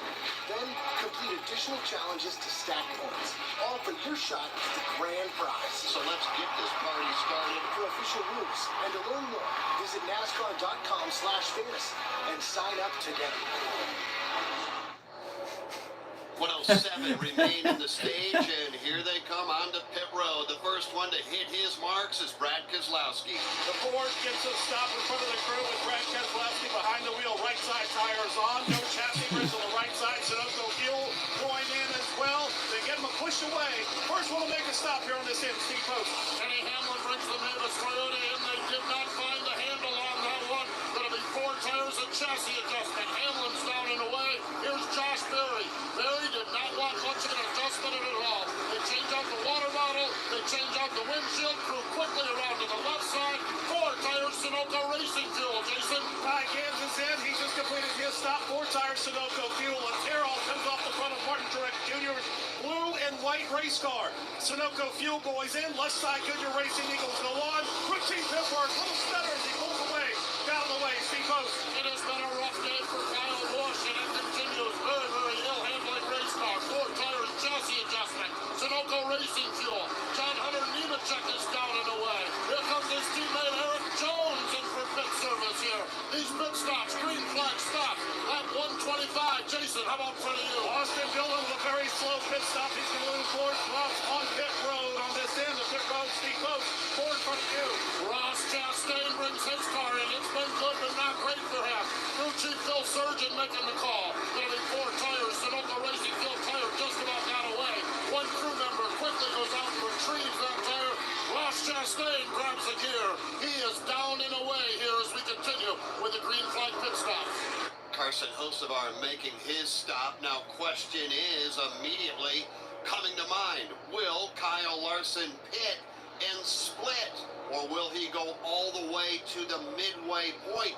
He has yet to come to pit road, nor has Joey Logano, or Bubba Wallace, or Alex Bowman. Chase Elliott has yet to pit. We've got a number of drivers, Alex Hayden, that may elect to stay out and make it just a one-stop run over the course of stage number 2. That's something that could absolutely play out here in how this cycle of pit stops takes place. Here's Chase Elliott. That'll answer that question. He gives up a top 5 spot. That Uniforced Uniforms car, seafoam green and white. The Camaro makes its way to Steve Post. 3, 2, 1. Chase Elliott stops it right on the sideboard here. Working around to the right side is the crew. Right side tires on. Right side tires on. Around the left side. 4 tires. Sunoco Racing Fuel. Fuel is in the car. Chase Elliott's down and away. Jason, Joey Logano's in front of you. Paul Wolf's crew chief kept him out a little longer. Got up to the second spot. 4 tires Sunoco fuel. No adjustments. Very happy with the race car fired off for Joey Logano. Now we see Austin Cindric coming onto pit road. No sign yet of Kyle Larson. Cindric is in. Austin Cindric brings his Ford Mustang Dark Horse into the crew. It's been a good run, not a great run for them. They just struggling to find track position on that car, and they're a little slow on the right rear. So a little slow in the right rear. Austin Cindric going to get 4 tires Sunoco Racing fuel. His Penske Racing teammate Ryan Blaney's in front of you, Jason. Ryan Blaney coming in a lap after his teammate Joey Logano. 4 tires Sunoco fuel, trying to get the balance right on the race car. He hadn't had the fire off that he's hoped for. Making the adjustments here for Ryan Blaney. There are only 8 cars on the lead lap with 99 to go here in stage number 2 from Richmond Raceway. This is the Motor Racing Network, the voice of NASCAR. Every hero's story has a humble beginning. Every legend had to earn their stripes. Every superstar had a dream. It's been a fairy tale season. Every home track is the start of something special. That's just good old short track racing.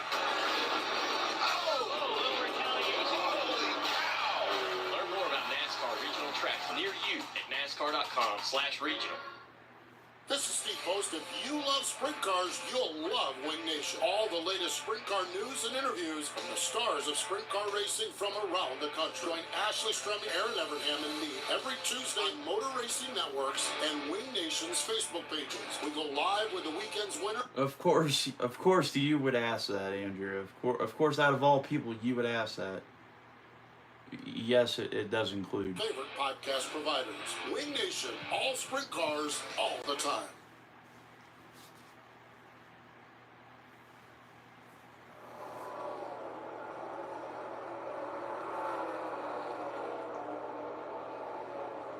Kyle Larson continuing to stay on the racetrack on some older Goodyear tires. 7 cars, that's it, that's left on the lead lap. Now, 6 of those 7 have not made a pit stop in this stage as of yet, Jeff. The 7th place car on the lead lap has, and that's Martin Truex Jr. Ty Dillon has not, and Ty Dillon has gone a lap down. The other drivers that remain on the racetrack, and they run 1 through 6, obviously they've yet to come to pit road. Kyle Larson has not. Neither has Bubba Wallace, Alex Bowman, Ty Gilliland, and Daniel Suarez. Justin Haley is the other car on the lead lap that has yet to come to pit road. The car that is moving up, though, is Martin Truex Jr. Now, we say he's moving up the leaderboard, but Truex right now is 21, mark it down, Alex will explain why, 21 seconds behind Kyle Larson. And he's running with the new Goodyear tires, 1.2 seconds a lap faster than race leader Kyle Larson. And that 21-second deficit is now down to 19 seconds just in a lap and a half there, Jeff. So, Rusty, the strategies that are being played out here, which strategy do you favor? Well, I was just questioning what they did. Guys, I've been over here with my pad of paper, adding a lot of things up. They only ran 50 laps or something that first run. I would have thought they would have run a lot longer. I mean, the next stage ends at 2:30. I thought it was an early time to stop. I mean, I think what Larson's doing is not that bad. Maybe he'll have better tires when he pits than the rest of them. We'll have to see what the strategy works out. But I just thought it was awful early for that many cars to come down pit road. Take you all the way back to NASCAR Live Race Day. Brad Keselowski and the Progressive Keys to Winning said strategy on pit road, Alex Hayden, and we're going to check in with Postman to find out the strategy with Kyle Larson. But it was Brad that says, keep an eye on pit road. It's about the crew chiefs. When they make the right call, you go to victory lane. But you roll the dice, you gamble, and we're seeing that come into play right now. We are, and that is part of the fun at Richmond Raceway now. This is a different Richmond Raceway than 10 years ago or 15 years ago when it was dubbed a super speedway short track because the speeds were so high here and they whipped around this 3/4 mile D-shaped racetrack.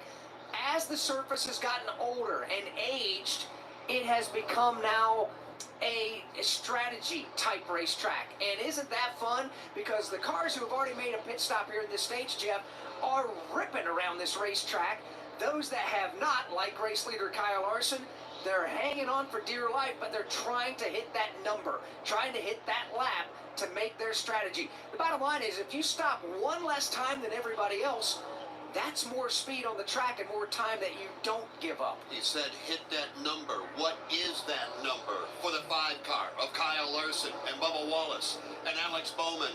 Let's find out. Steve Post, you are monitoring the radios. The split point of this stage, splitting at 50-50, is about lap 163, about 20 laps from now, and I believe that's when you'll see, maybe a lap or two sooner than that, Kyle Larson come into the pit stop. It's obvious the other drivers that have already pitted are going to split this stage in thirds, so we'll see how they fare. Now, Cliff Daniels has been on the radio with Kyle Larson. I cannot imagine you're the race leader and cars are blowing by to the inside and blowing by to the outside. Cliff Daniels said, your pace is fine. Your pace is perfect right now. Keep running your pace, keep running your line. We'll bring you in, and in 20 laps, you'll be the guy blowing around the inside and the outside of everyone else. So Larson feels like that this strategy, one stop here, splitting this stage in half, is what they need to do to get to the end of this stage, and then we'll see what happens at stage number 3. You have to have full commitment, full faith in your crew chief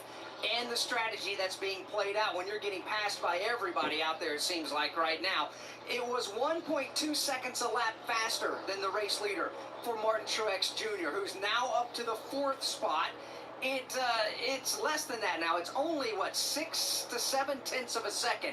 So the more those tires get green flag laps on them, eventually they're going to equalize and plateau out. It's a matter of the strategy for Larson and Wallace and Bowman, these guys that are staying out there, to hang on and don't give up a ton of track position till those numbers plateau and they start running similar speeds. Truex was behind the race leader, if you remember, 21 seconds. It's down now to 11. We're going to check on Todd Gilliland in just a moment, Jason. Mike Bagley, you need to weigh in on this. Those that have and those that have not, talking about brand new Goodyear Racing Eagles, it's not hard to tell the difference between one to the other. You know, we were just talking about how this racetrack has changed its reputation over the years. Watching the differential between the cars that have and have not pitted, it's almost like watching a green flag run at Darlington. Because as you know, that's a very abrasive racetrack. And when you come and you get new tires and you pass somebody that has not, you just blow them out of the water. That's exactly what's happening here right now. This is a very abrasive racetrack. Tire management is underway. Tire strategies are in play. And that's exactly what we're watching unfold. It's amazing to have the patience and the commitment to the strategy like Kyle Larson and Cliff Daniel do, because Larson has been getting past right and left here about the last 15 minutes. And he's not the only one. Jason Toy, other drivers employing that same strategy, including Todd Gilliland. As we look up off of the back straightaway, race leader Kyle Larson is slowing down. Larson is going to come to pit road right here. Here's Kyle Larson coming off the pace. In front of him is Daniel Suarez as they both come to pit road under green flag conditions. Lap number 151, Steve Post. Engineers on these teams are watching every lap, every time. I thought Kyle Larson might go a little bit longer, but the engineers playing lap over lap after lap on the computers say now is the time for Kyle Larson to bring his car in. Go around to the right side. It's going to be 4 tires. Sunoco Racing Fuel. No adjustments on that car. Kyle Larson, very, very good. And we'll see how this strategy plays out here as they wrap up their pit service, Jason. Gilliland makes his pit stop. 4 tires, Sunoco Fuel, no adjustment. Happy with the race car, inspired off very, very well. They're looking to keep it that way. Steve Post. Bubba Wallace really good this run. He had just a little bit of a free in and tighten the center situation, but they're running in the top 5. Going to be 4 tires, Sunoco Racing Fuel. Bubba Wallace grabs it here. The McDonald's Toyota is headed back to the speedway. Now we see Alex Bowman coming your way, Postman. So those drivers that pitted way back on lap 74 feel the need to come to pit road right now. Let's follow Alex Bowman. Alex Bowman, the Ally colors on the Chevy Camaro. Here he is, bringing it in. Blake Harris is the crew chief on it. The crew around to the right side. Right side tires off. Right side tires on. A little slow on the right rear. A little slow on the right rear. We'll see how that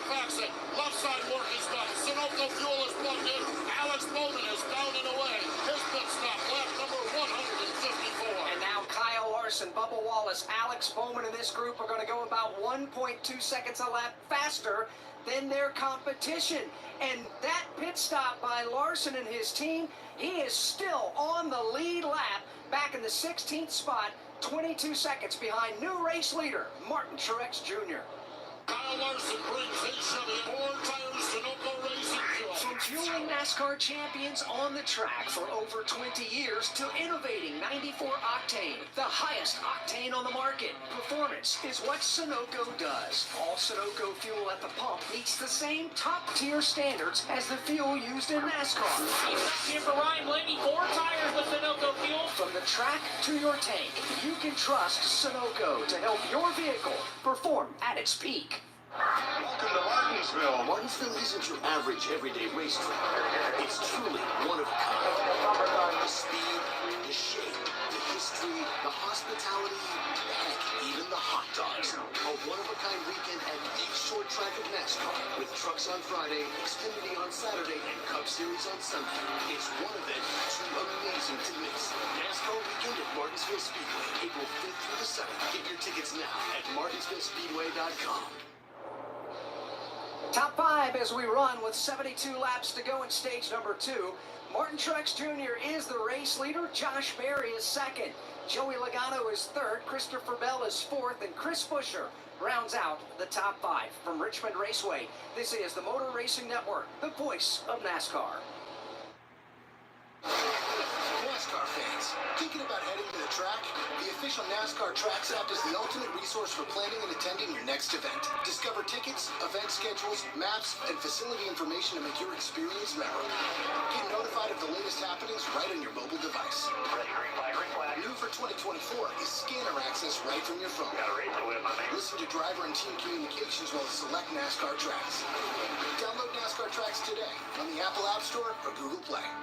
Jeff Gordon wins the Daytona 500. Jeff Gordon's rise to one of NASCAR's all-time greatest drivers was one like no one. Relive Jeff Gordon's journey to the NASCAR Hall of Fame with the exclusive MRN podcast, Jeff Gordon, A Colorful Career. 93 Cup Series wins, 4 Cup Series championships, and 3 Daytona 500 wins. A career rivaled by few others. Check out MRN's Jeff Gordon, A Colorful Career on podcast platforms and MRN.com.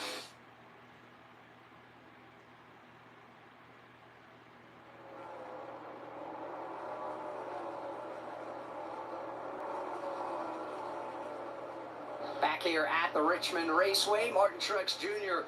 continuing to show the way, driving, of course, for Joe Gibbs Racing.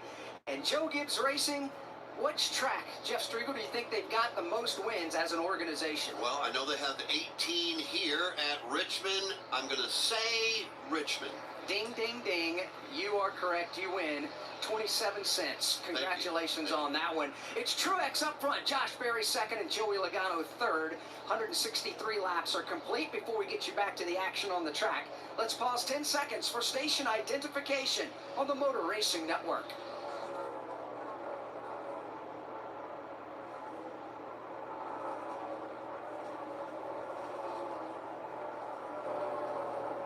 Motor Racing Network live at Richmond Raceway, the NASCAR Cup Series, racing the Toyota Owners 400. Big thanks to all of our premier partners, Busch Light, Coca-Cola, Geico, and Xfinity. Alongside Jeff Striegel and NASCAR Hall of Famer Rusty Wallace, my name is Alex Hayden. Mike Bagley is out in the turns for us tonight, and up and down the pit lane is Steve Post and Jason Toy. And we are working right now through the mid-stages of stage number 2.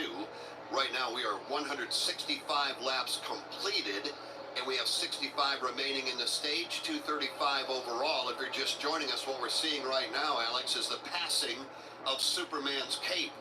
And by that we mean those that are going to make this a 2-stop in the stage, a 2-stop stage, compared to those that are making a 1-stop. And Truex had the cape on earlier. He's passed that over now to Kyle Larson as we continue to watch Kyle Larson climb the leaderboard back up. He's led 139 laps so far tonight, but Larson, after just making a pit stop, is 8th. He is, and he was back in 18th. So, yeah, Larson is methodically closing in on the race leader, Martin Truex Jr., and the rest of the top 10 as he continues to run 8th. Now, Rusty, You've already gone through one complete full sheet of paper there. You've got another one ready to go. You've been keeping up, listening to Steve Post and Jason Toy and all these strategies. What types of things are you paying attention to here? Well, when I saw the guys come down pit road right off the bat, and they pitted like 50 laps in that run, and I'm going, what are they doing? Halfway in this run is 78 laps. So Cal Larson's staying out, he's staying out, he's staying out. Now the halfway point for them was to run 78 laps instead of pit with 50 laps into it. That's exactly what Larson did. Now, he's took this run right to the halfway portion, meaning that right now, Cal Larson's got 27-lap fresher tires and has no problem making to the end of stage 2, lap 230. So I really don't understand why everybody pitted so early. I totally agree with what Larson done. That doesn't make it right or wrong. But there was two different strategies there, that's for sure. And we are seeing the caution flag fly at the same time as we see Chase Briscoe on pit road.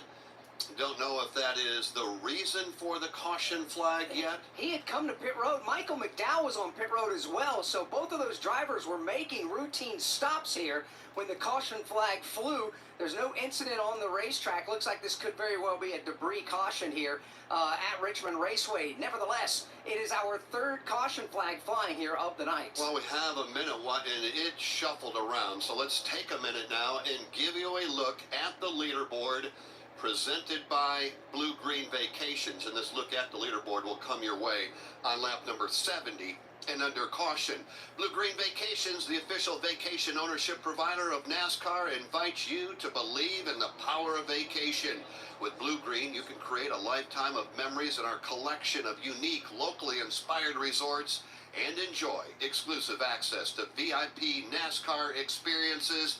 Start your vacation journey tonight at BlueGreenVacations.com.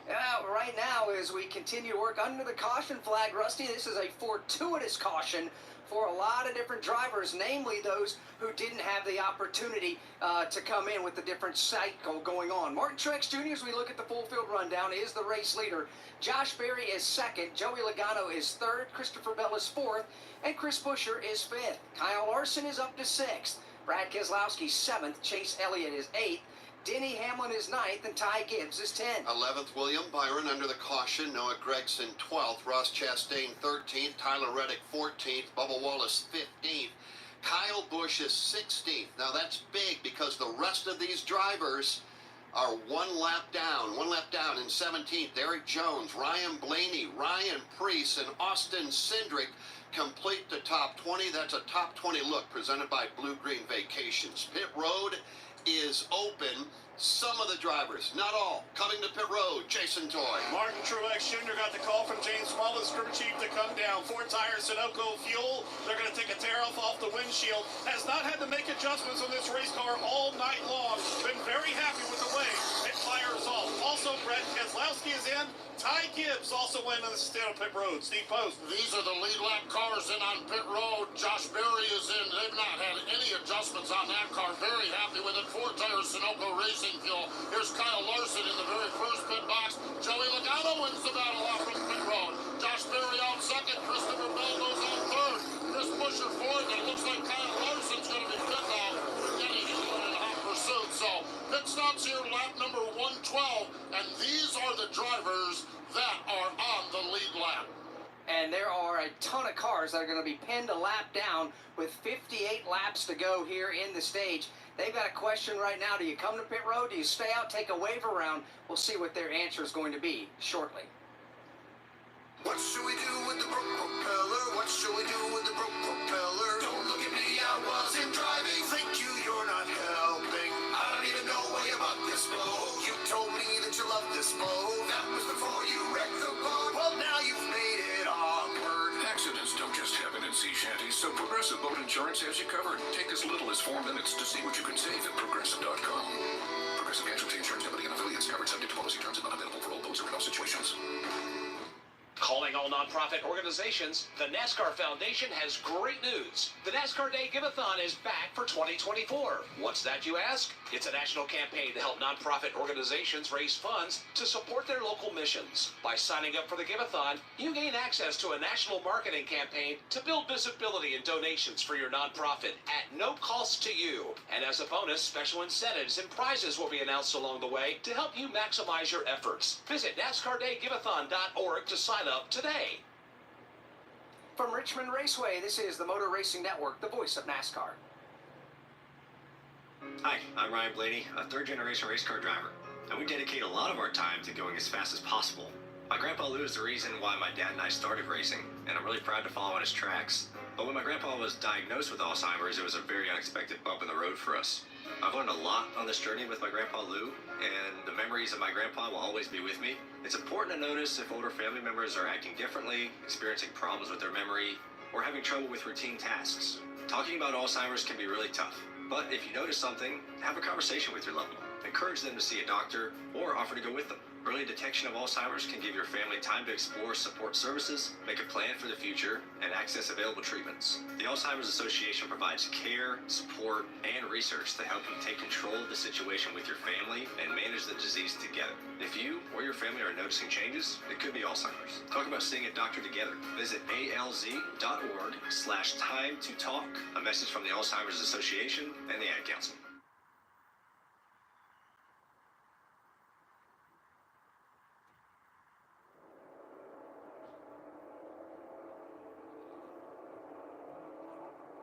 Back here at Richmond Raceway, working under the caution flag for the third time in the Toyota Owners 400. Jeff, some of those drivers that were a lap down did in fact come to pit lane, while others are going to stay on the racetrack and take a wave around. So we took 9 wave arounds, Alex, in all. Among them, unofficially, Eric Jones, Alex Bowman, Ricky Stenhouse Jr. took a wave around. Harrison Burton took a wave around. So did Todd Gilliland and Daniel Suarez, Ty Dillon and Chase Briscoe. The ones that came onto pit road electing not to take the wave around, feeling like they need the new tires, Ryan Blaney, Austin Cindric, John Hunter Nemechek, Zane Smith, Austin Dillon, Kaz Gralla, Daniel Hemrick, and Corey LaJoie, among others. So they, Alex, like, you know, you go back to strategy, you go back to the gamble, you know you're restarting with 54 laps remaining, so you're going to elect to go with the new tires rather than getting back on the lead lap. We'll see how it plays out. Yeah, we will, but there's a price to pay when your car's not handling well early in a race and you get off sequence with everybody else and get a lap down, knowing that a lot of drivers and teams are going to be doing green flag pit stops. And when you're on the wrong side of that card, you can find yourself in trouble in a hurry. The field is coming to the Geico Restart Zone, presented by Geico. Is your insurance playbook confusing? Make it easy. Switch to Geico and get all your insurance coverage from one place. Go to geico.com today to get started. 53 laps remain in stage number 2. Up front, on the inside, Martin Truex Jr., and he is gone. Joey Logano, scheduled to start outside row 2, outside row 1, is going to have to fight to hold on to the second spot. We got one car way up the racetrack, grazing the outside wall. That may have been Austin Cindric as they race down the back straightaway. Watching the battle for second, Josh Berry, Joey Logano, side by side for the runner-up spot. That car that went up and grazed the wall was Ryan Blaney. It has been a difficult night for Blaney tonight. He's finally found a place to run right in the middle of the pack as we pick up the battle for the second spot. Here it comes into turn number 2. Josh Berry, fender out in front. He'll slide under Joey Logano. Put Berry in second. Logano falls to third. They're side by side for fourth. And one more note to be made, and that was Ty Gibbs busting too fast on pit road. He had to restart at the tail end of the field. He's trying to work his way back up front now. Josh Berry continues to work his way up front. He's second and looking for more. Joey Logano in third. Kyle Larson's looking for a way to get back to the front. As far as he is concerned, he'll just slide under Christopher Bell and take fourth. Up off of turn number 4, here they come. Denny Hamlin to the inside of Bell. 2 Joe Gibbs Racing Toyotas there. They work right behind Kyle Larson's car. This is for 5th and 6. Larson finds his way through. He'll complete the pass. Denny Hamlin trying to do the same. He'll slide to the inside. He'll go and grab a spot there. As about the front 10, 11, all single out. First side-by-side battle. That's where Tyler Reddick and Bubba Wallace race. Hey, going back to Denny Hamlin, he struggled the whole first part of this race. And finally some good pit stops and some good strategy got him up front right now. He was kind of marred to back the pack for a long time, and now he's sitting there in that 5th position, and guys looking much, much better. Right now, everybody running nose to tail here on lap 182. So let's just reset the top 10 now after the pit stops. Truex leads. Josh Berry second. Joey Logano and Kyle Larson battling for third. Denny Hamlin and his teammate Christopher Bell, they battle for 5th. Chris Buescher, William Byron, Bubba Wallace, they go 7, 8, and 9. Tyler Reddick right now completes the top 10. But up front, Martin Truex Jr. trying to keep the field at bay. And boy, Josh Berry, Mike Bagley, he is a driver who got into the back of Daniel Suarez, sent him for a spin back on lap 64 to bring out a caution. He got into the back of a couple of more cars to move them up the racetrack.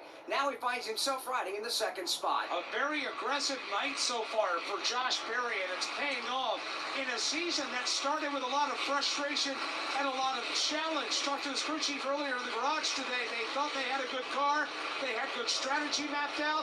He started towards the back of the pack, and right now he is 4 car lengths, maybe 5, away from passing Martin Truex Jr. and potentially taking the lead.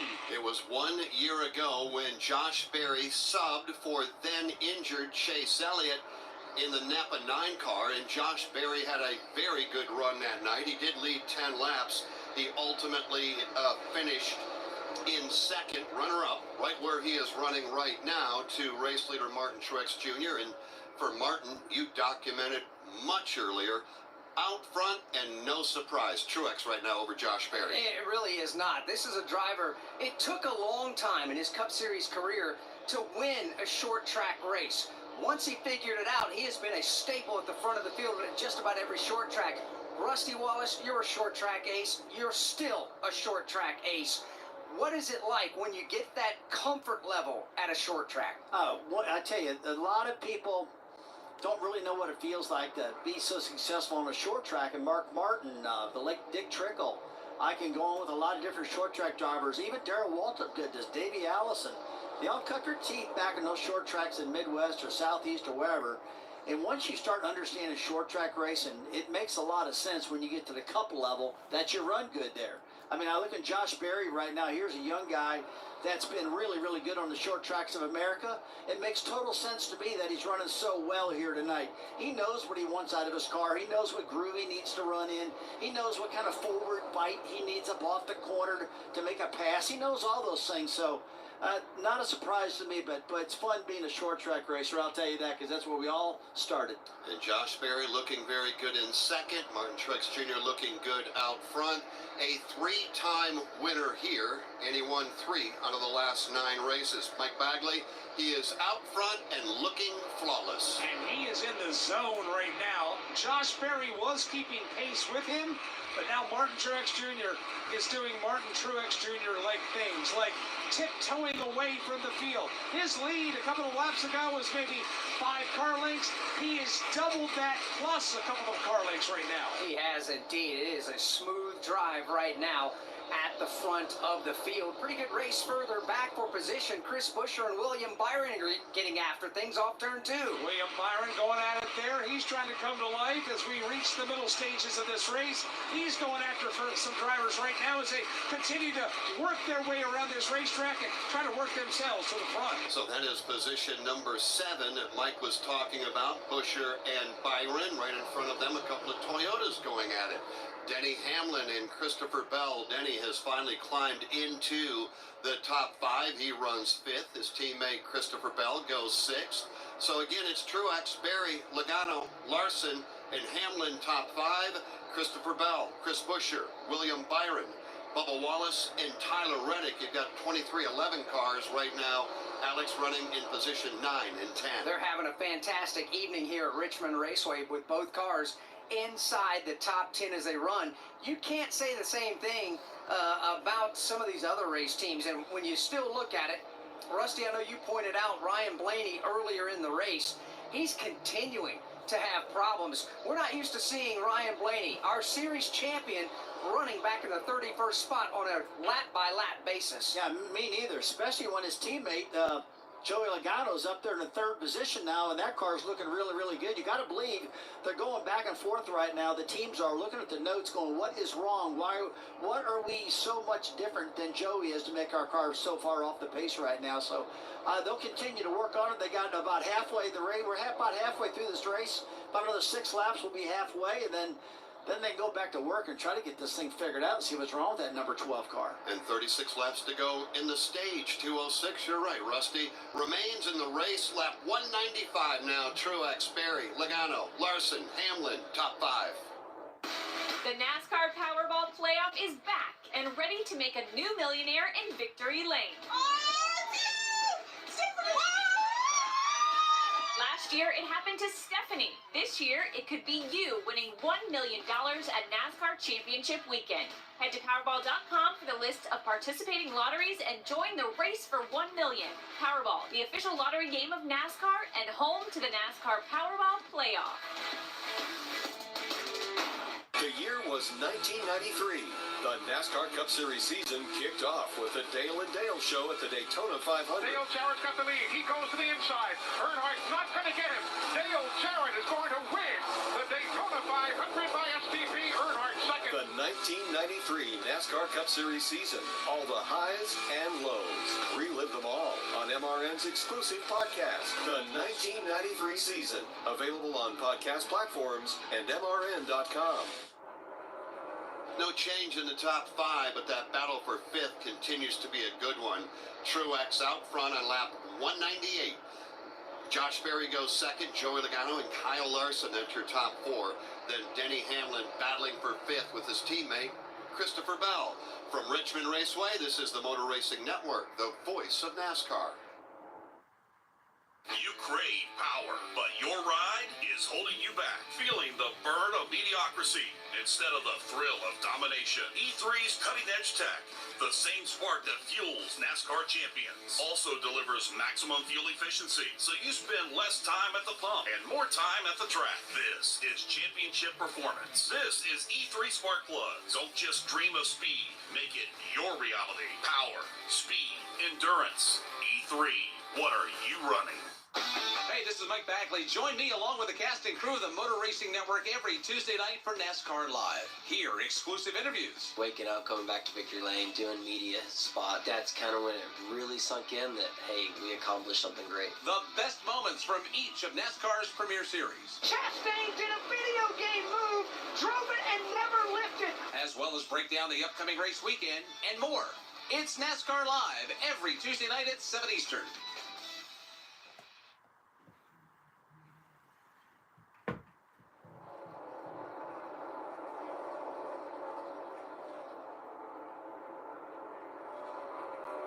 We are now officially 2 laps past halfway. Lap 202 is just going up on the scoreboard. 202 down, 198 remain.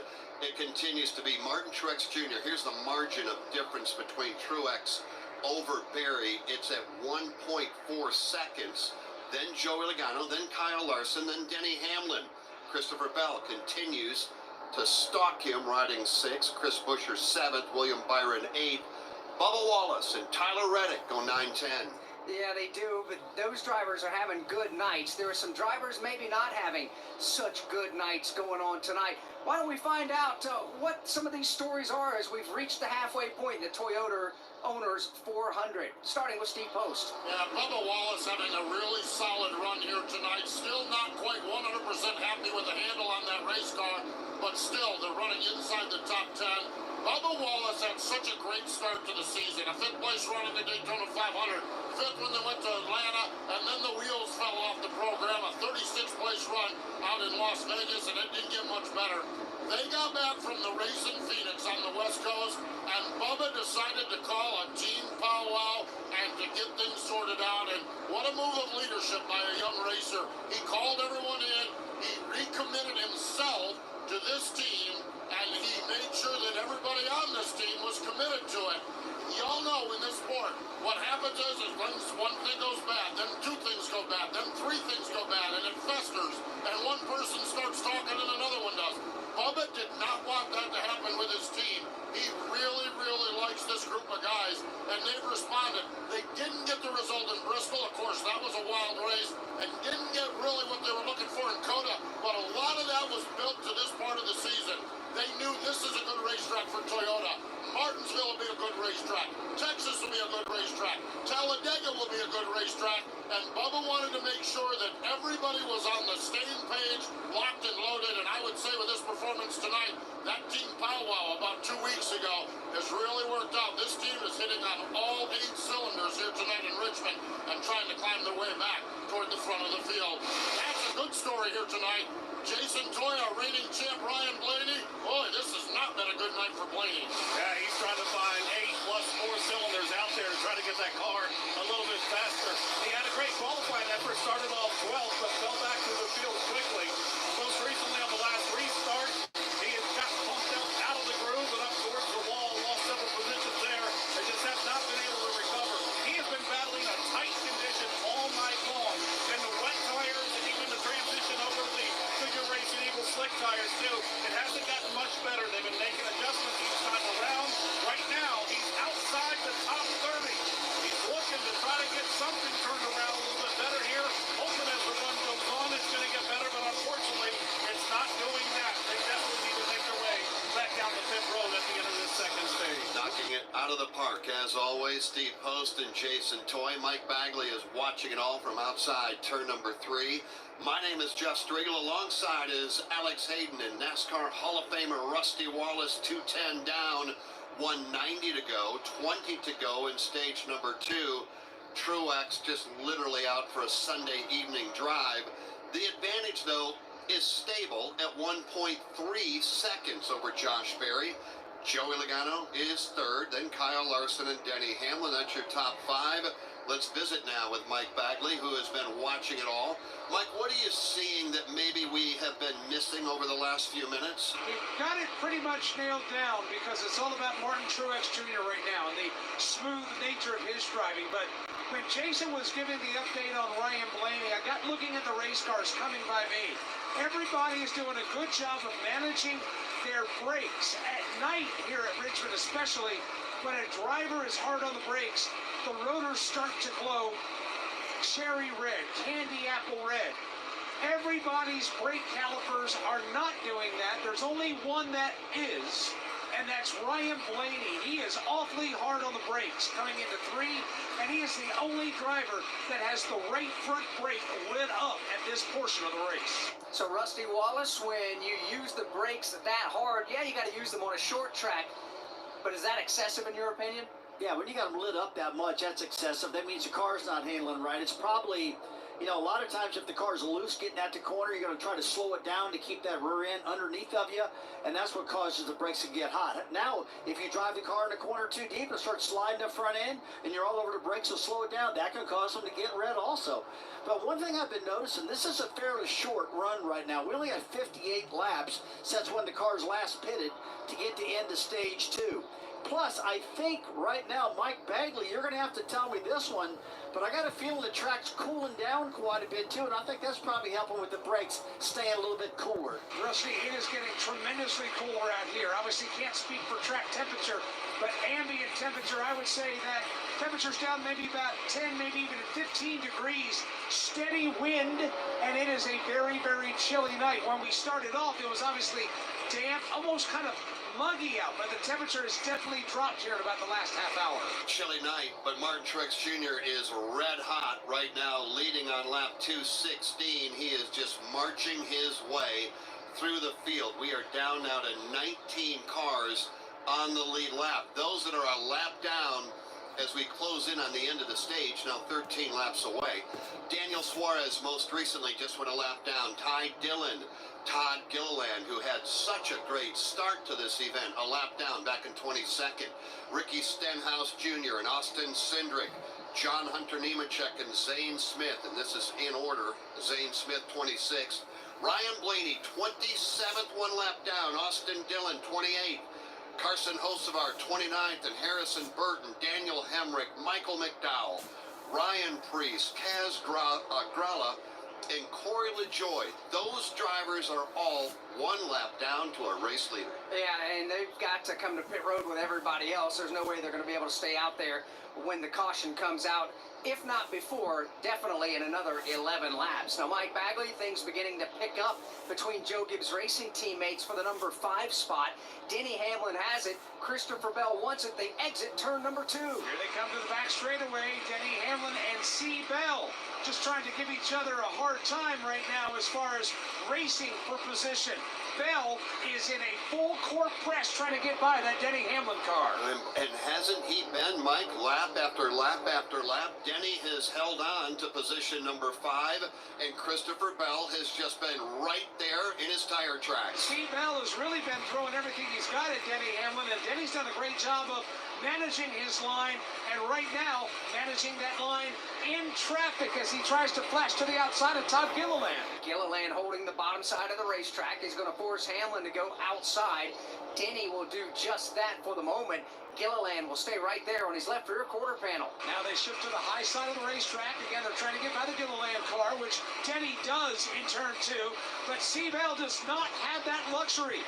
Christopher Bell now is going to lose a couple of car lengths to Denny because he's yet to make the pass around the Gilliland car. Why don't we jump all the way up to 2nd right now, because Joey Logano is on the move. Josh Berry has 2nd, but Joey Logano is closing in. Either Josh Berry's car is giving up or Joey Logano's car is coming to life. Right now, they are separated by 3 car lengths on the racetrack.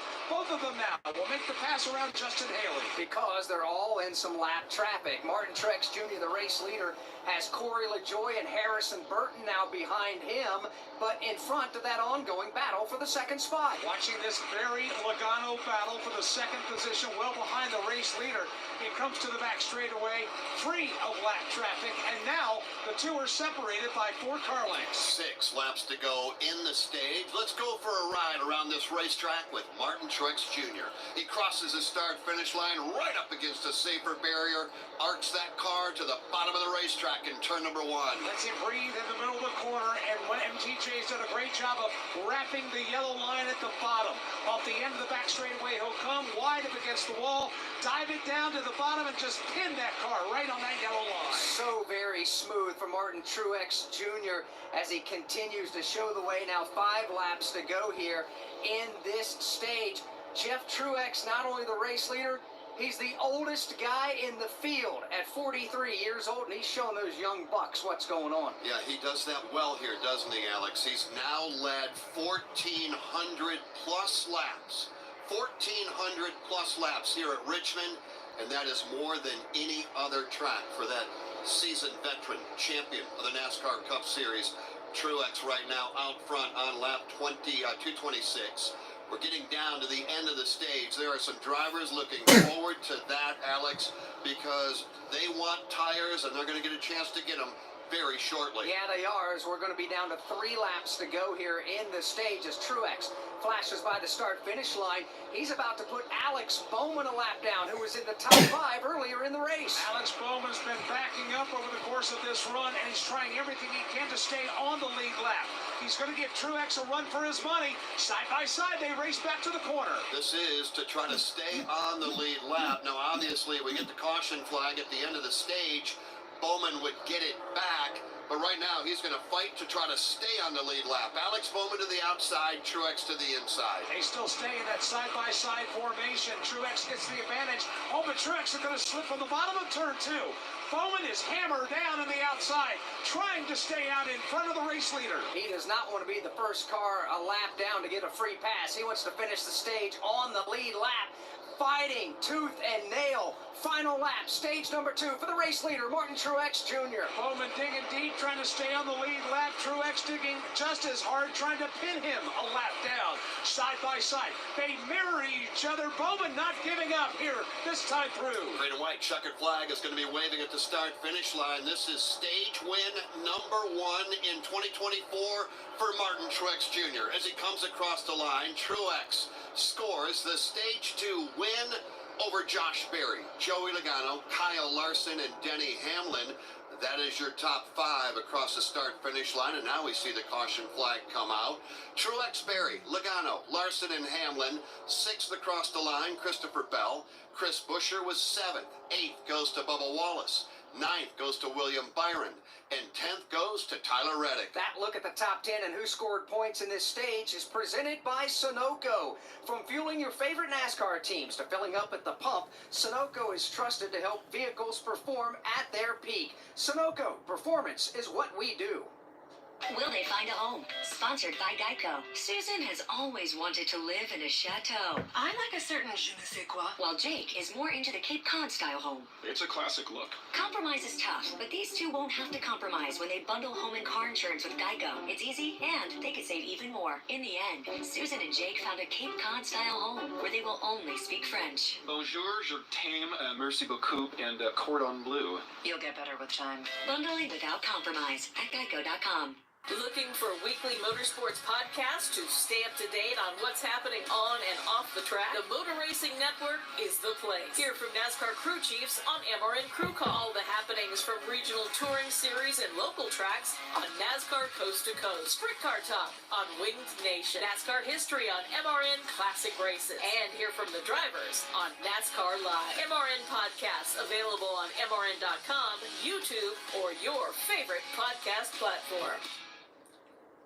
From Richmond Raceway, this is the Motor Racing Network, the voice of NASCAR. Give us a follow. The Motor Racing Network is on Facebook, X, YouTube, and Instagram. We've got links to all our podcasts, MRN Radio race broadcasts, and NASCAR news and information. Video podcasts on MRN's YouTube and Facebook. On X, use the hashtag AskMRN to connect with us and our award-winning race announcer. Give us a like, post a comment, share a podcast. Just search for MRN Radio. The Motor Racing Network on all your favorite social media outlets. Are you ready for sights, sounds, and speed that'll shake you to your core? To see NASCAR stars like Ryan Blaney, Chase Elliott, Bubba Wallace, Denny Hamlin, and Ross Chastain attack the asphalt? Are you ready to make memories that'll last a lifetime? Yeah? You ready? Then we got one more question. What are you waiting for?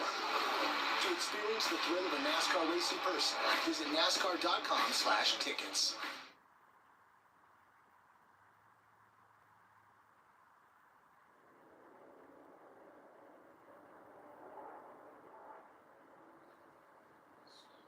Welcome back to Richmond Raceway, the Toyota Owners 400, under our 4th caution of the event. Stage 2 in the books, it was won by Martin Truex Jr. The Xfinity fastest lap so far has been run by Kyle Larson at 120.703 miles per hour. Xfinity keeps NASCAR fans in the zone with ultra-low lag and connection you can rely on. Stream NASCAR from the best seat in the house with Xfinity, because you only live once. Learn more at Xfinity.com. Well, the caution flag and the green and white checkered flag came out at the right time for Alex Bowman. He will get the free pass. He came to the line inches behind race leader Martin Truex Jr. That's what pinned Alex a lap down. And so, therefore, Alex will get the free pass, meaning that there are 19 drivers currently on the lead lap. And pit road is open as we see the green light illuminated at the entrance to pit road midway between turns 3 and 4. And we fully anticipate every one of these drivers and teams to come on to pit road to put on their 5th set of Goodyear Racing Eagles in tonight's race. And indeed, Jason Toy, here they are. Miles per hour, 40 miles per hour to make their way down the pit lane. Martin Truex Jr. is going to be the first to hit the mark perfectly. Hits that yellow line that is laid paint down there by the crew. Right side tires complete, right left side tires going on. Sunoco fuel going in. Martin Truex down and away. Lightning fast pit stop along with Brad Keselowski. Joey Logano's away. Also Ty Gibbs as well as Tyler Reddick. Steve Post. Bubba Wallace is in for Tire Sunoco Racing Fuel. Pretty happy with his race car. We've documented the struggles of Denny Hamlin. No struggle anymore. That car is good. Martin Truex Jr. wins the battle off from pit road. Kyle Larson, Denny Hamlin goes out next. Joey Logano and I believe Christopher Bell might have gone out in the fifth spot. But great pit work for Denny Hamlin and that crew. Hamlin really happy with the race car. As a matter of fact, Chris Gabehart cued the radio at the end of that stage and says, now we've got something, boys, so keep an eye on him. Larson was in 4 tires, Sunoco Racing Fuel. Josh Berry really happy with his race car. Said at one time he felt like he might have pushed it a little too hard, and that freed him up, but he's happy as well. Pit stops. Lap number 233 here, the end of stage number 2. And that puts everybody now back on the same strategy, at least for the moment. And how about this? It's going to be Truex and Larson up front when we go back under the green flag. Martin off of pit road, position number 1. Larson right behind. Denny Hamlin up 2 spots on pit road. That crew got it done. Denny third. Joey Logano, then Christopher Bell, Josh Berry, Bubba Wallace, William Byron, Brad Keselowski, and his teammate Chris Buescher. That's your top 10 off of pit road. Hey racing fans, William Byron here, driver of the number 24 Liberty University Chevy. I'm excited to tell you that Liberty is giving away $74,000 in scholarships. Winners can choose from over 600 online programs of study and join me as a Liberty student. Get your future on track today. Learn more about Liberty University's $74,000 scholarship giveaway at liberty.edu/24. That's liberty.edu/24. Do you have an unused car, truck, motorcycle, boat, or RV taking up space? Put it to good use by donating it to the NASCAR Foundation. Proceeds help fund medical resources for children in our racing community. Your wheels can heal. Call 844-NASCAR-9 and we'll come tow away your vehicle for free. The process is quick and your gift is tax deductible. Call 844-NASCAR-9 to donate your vehicle to the NASCAR Foundation today. Your donation will help our children survive and thrive. 162 laps remain. Next time by for Martin Truex Jr., who is the leader right now under the caution flag. Kyle Larson, Denny Hamlin. That is your top 3 from Richmond Raceway. This is the Motor Racing Network, the voice of NASCAR.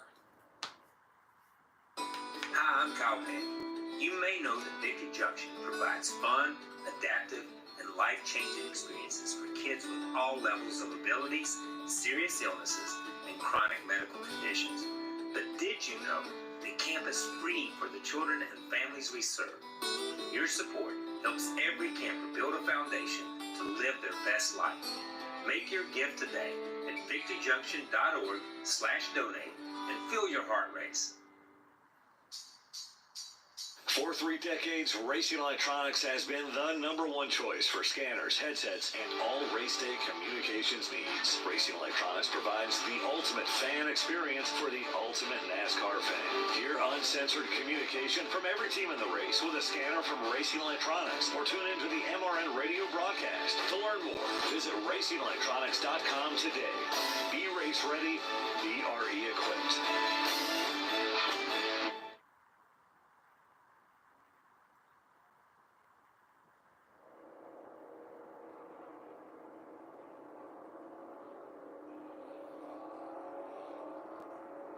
On a damn cool night here, we get ready to go back under the green flag at the Richmond Raceway. When we put them under the green, 160 laps will remain. I say it's a damn cool night tonight. What about next weekend, Alex Hayden? High 85, blue sky, sunshine, Martinsville, Virginia.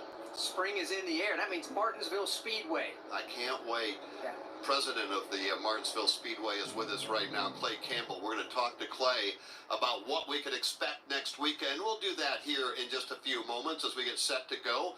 Here, again, with 160 laps remaining, Alex Hayden, is Truex and Larson ready to do battle. And they go inside and outside of the front row after they chose what lane to restart in. They hit the Geico restart zone. Through the gearbox they go. Here we race. You had to get them at Richmond Raceway. They think 3 wide for the moment, but it looks like the inside lane will prevail. Denny Hamlin is the one that wanted to test those 3 wide waters. He waved it off now as Truex will slide under Larson, grab the lead, and now Hamlin and Logano are wheel to wheel for third. Denny on the inside, Joey on the outside. Joey trying to do it the hard way. Right behind him, Bubba Wallace and Christopher Bell. They too running side by side. Truex has already gone by 4 car lengths and leaving everybody else to battle for real estate behind them. You've got Larson there in second. Hamlin and Logano side by side for third.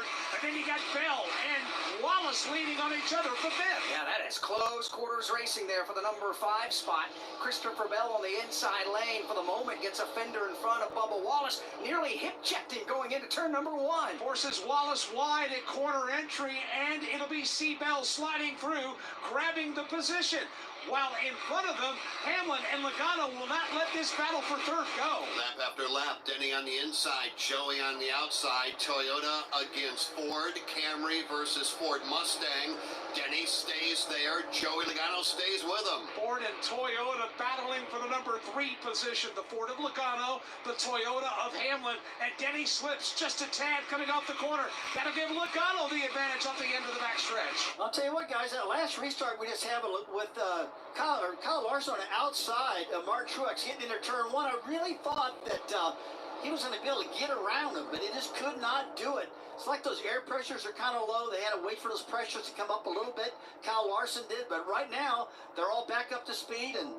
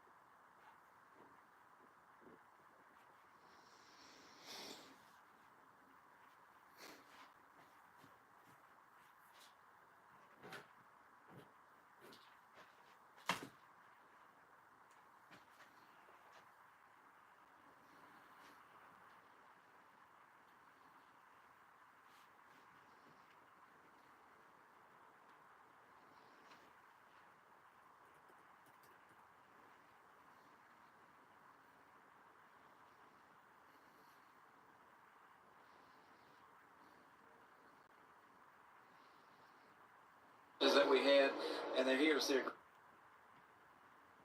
great race. So thanks to NASCAR and Goodyear for the wet weather tire. Think about that. Had we been drying the track for time after time after time, now we're racing. So yeah, it's turning out really good. We figured we got about 70 laps in, and we would have been drying the track roughly, give or take. You know, we put 70 laps on, and that is a credit to NASCAR, everybody, yourself, everybody included with NASCAR, and your work you do with Goodyear.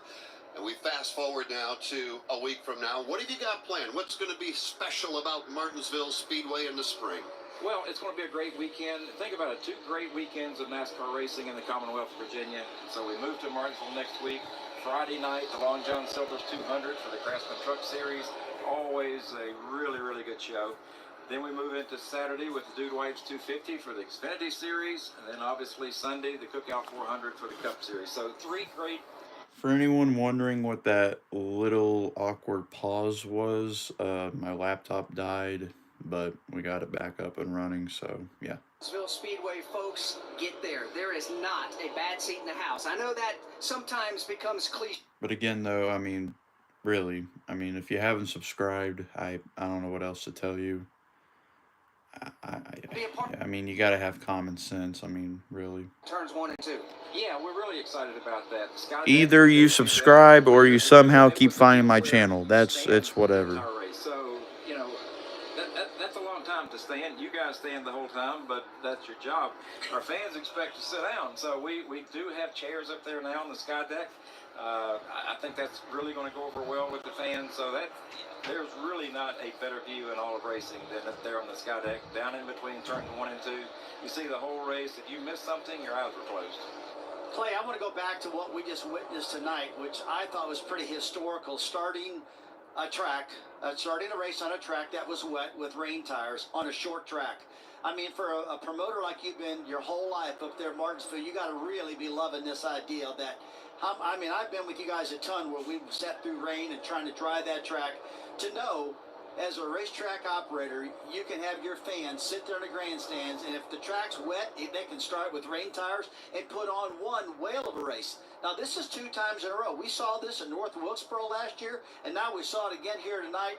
I tell you what, I think your style of racetrack fits that mold just perfect for those tires working great if we have to do that. Couldn't agree with you more, Rusty. And the good thing about it, it's all for the fans. I mean, NASCAR worked really hard at this.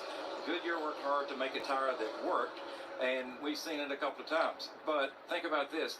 We don't have to spend so much time drying. I mean, tonight we were, an hour away from starting. I thought, oh, this is going to go on for a while. And within 20 minutes, they're saying, we're going to give the 5-minute, for the drivers to get to the car. That's pretty good. And the second thing about Martinsville and here, when the sun goes down, we're not out of business. We got lights. So between wet weather tires and lights, there's really no restriction on how long we can go. And that's for the fans. They come, they pay for a race, and they get to see one. I was on the phone with our executive producer, Ryan Horn, after you two were talking about the Sky Deck, trying to make the move for the broadcast booth over to that position, Alex. I mean, like you said, and we've seen pictures of it, can't wait to see it in person.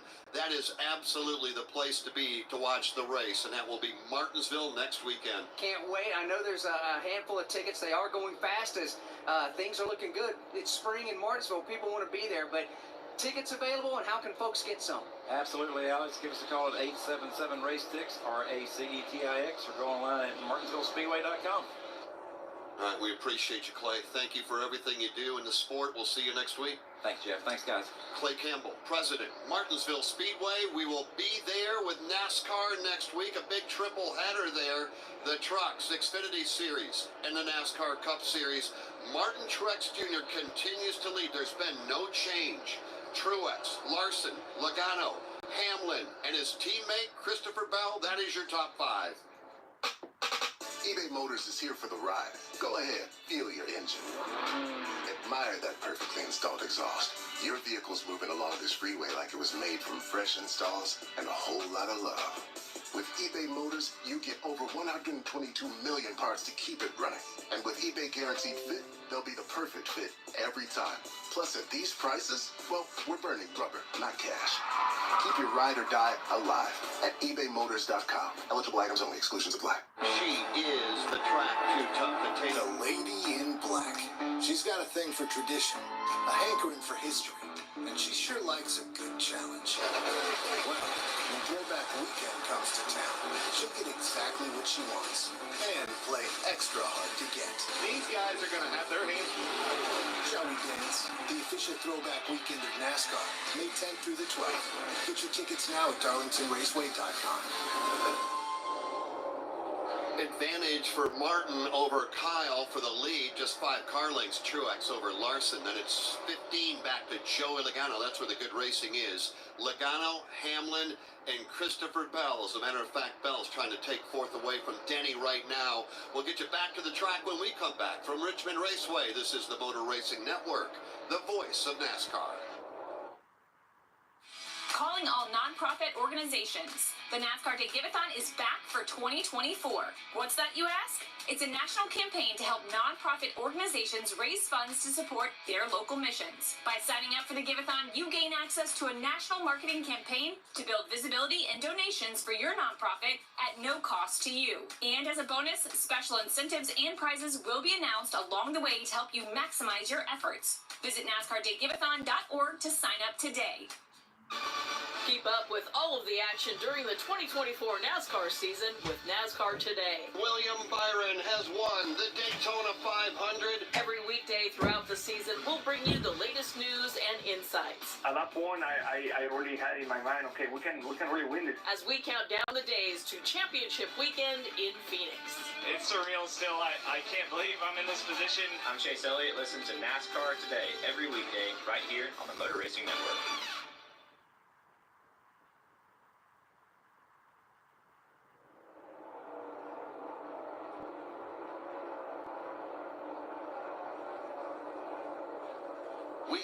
are down to 133 laps remaining. 267 have been completed. It's been a battle between two drivers, and they're up front at the moment. Kyle Larson has led a total of 144 laps. Martin Truex Jr. has led now 114. Alex, roles reversed at the moment with Truex leading over Kyle Larson. What you're saying is those have been the two dominant race cars today. And with Martin Truex Jr. leading right now at 114 counting laps, he has now led here at Richmond Raceway over 1,400 laps at this racetrack. It really is phenomenal. But there is one thing to keep in mind about his domination, and certainly domination here tonight. Truex has won only 2 out of 8 races where he has led 100-plus laps, and he's led now 115 laps.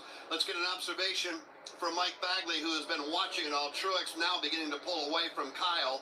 Kyle pulling away a bit from Joey Logano, who's got some separation now on Christopher Bell, who just recently came to 4th.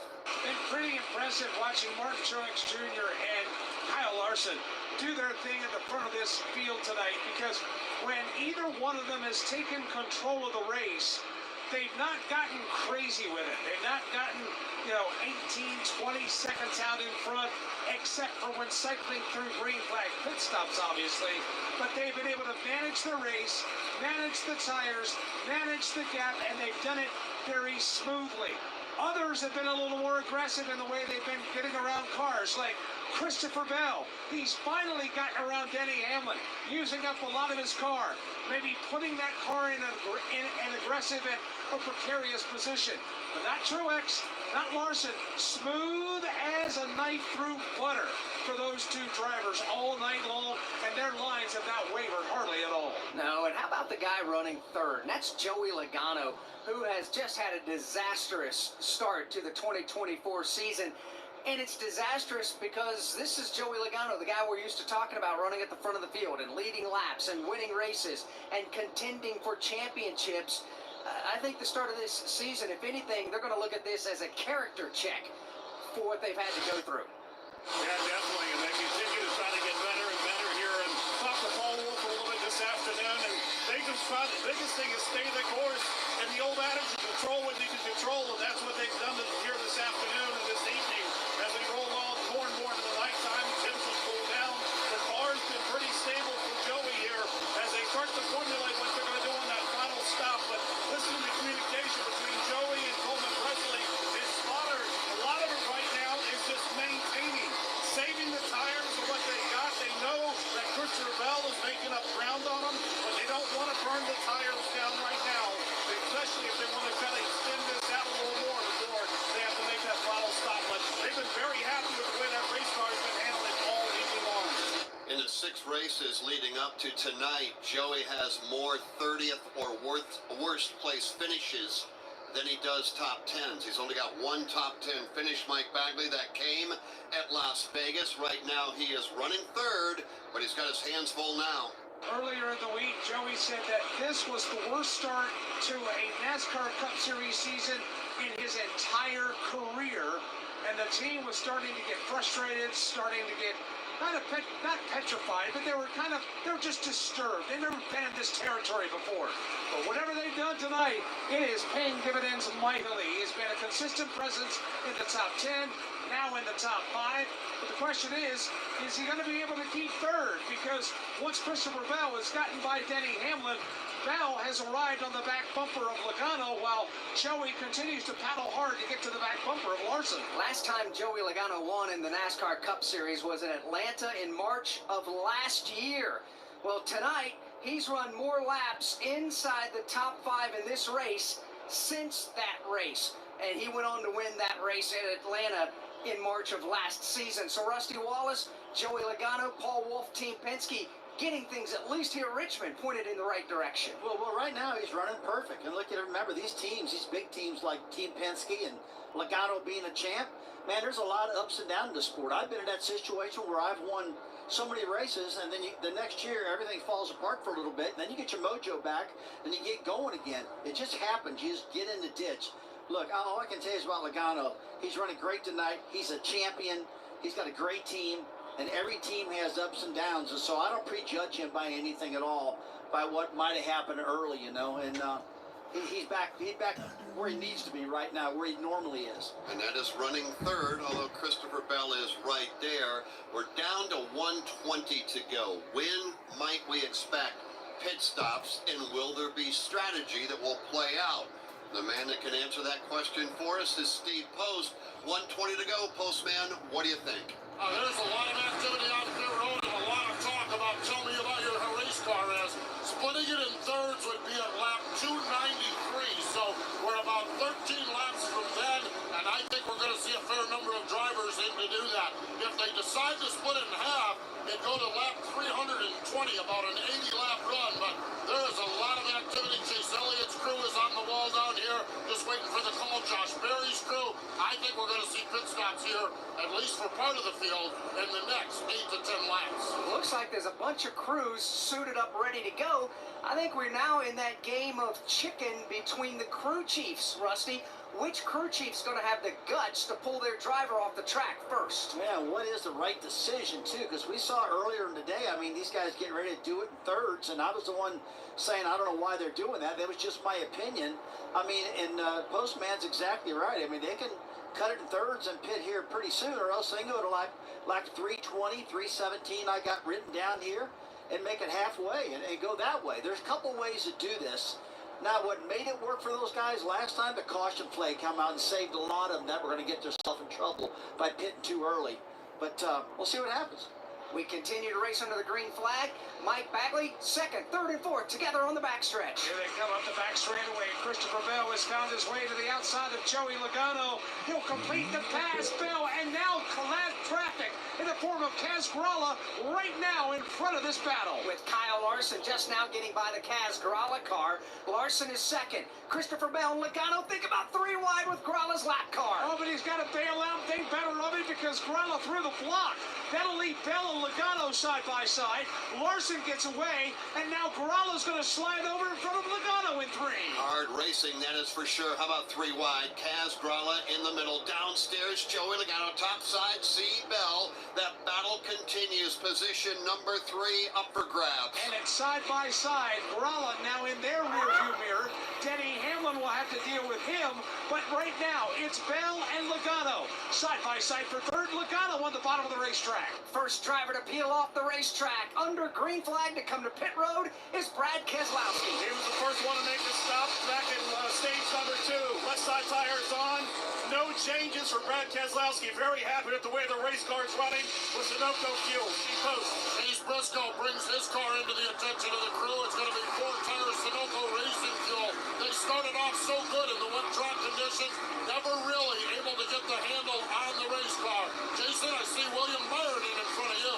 Making his way down. Also, Martin Truex Jr. giving up the lead to come to pit road. Slides into the box. Right side tires on. Tear off the windshield. First can of Sunoco fuel is in.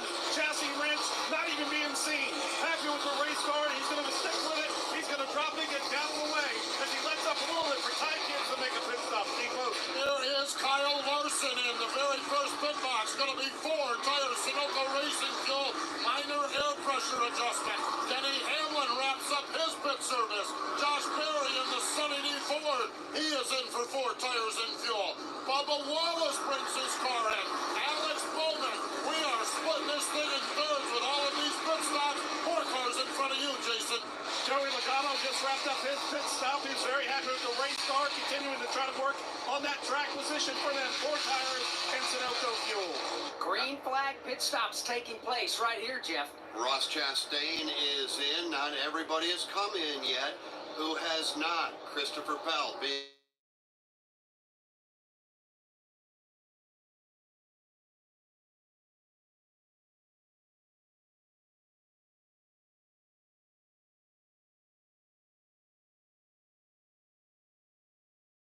game, although now as it cycles around, how about this? Christopher Bell, and he stayed out, has pinned everybody 1 lap down. Everybody is a lap down to Christopher Bell.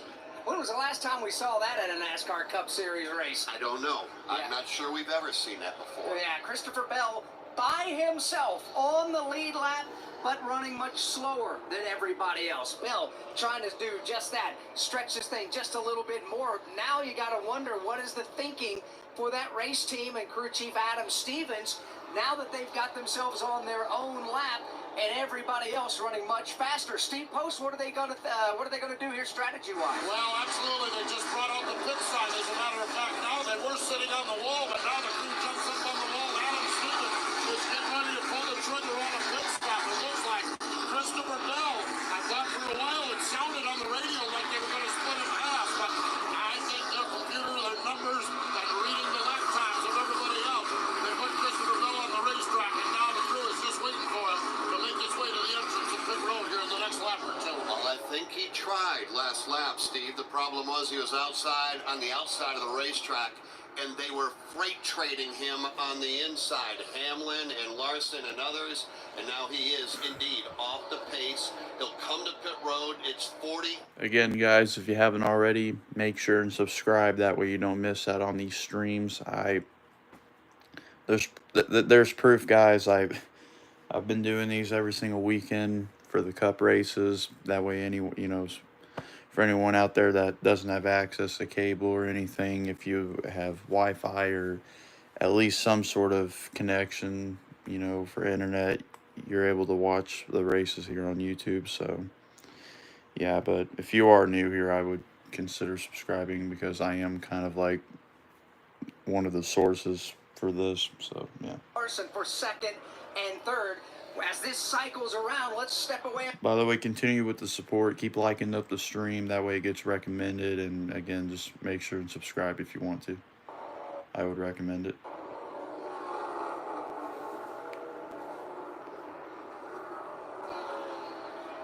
Motor Racing Network live at Richmond Raceway, the NASCAR Cup Series, racing the Toyota Owners 400. NASCAR Hall of Famer Jeff Striegel, NASCAR Hall of Famer Rusty Wallace, Jeff Striegel, and myself, Alex Hayden, atop the start-finish line. Mike Bagley's on the backstretch. Steve Post and Jason Toy are on the pit lane. I thought you knew something that I didn't, but thank you for that. By the way, big news.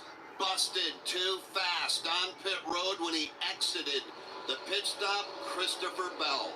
Christopher Bell too fast on pit road. He'll be making it pass through here shortly. Truex back out front, but only by 2 car lengths over Kyle Larson. Denny Hamlin is third. Logano goes fourth. Bubba Wallace is fifth. The rest of the top 10 with 102 remaining. William Byron, Brad Keselowski, Chris Buescher, Tyler Reddick, and Chase Elliott. That is your top 10. Oh, I cracked the hull of my new ski boat today. Oh my gosh, why'd you do that? It's not like I was trying to do it, Sorry, that's rough. My bad, bro.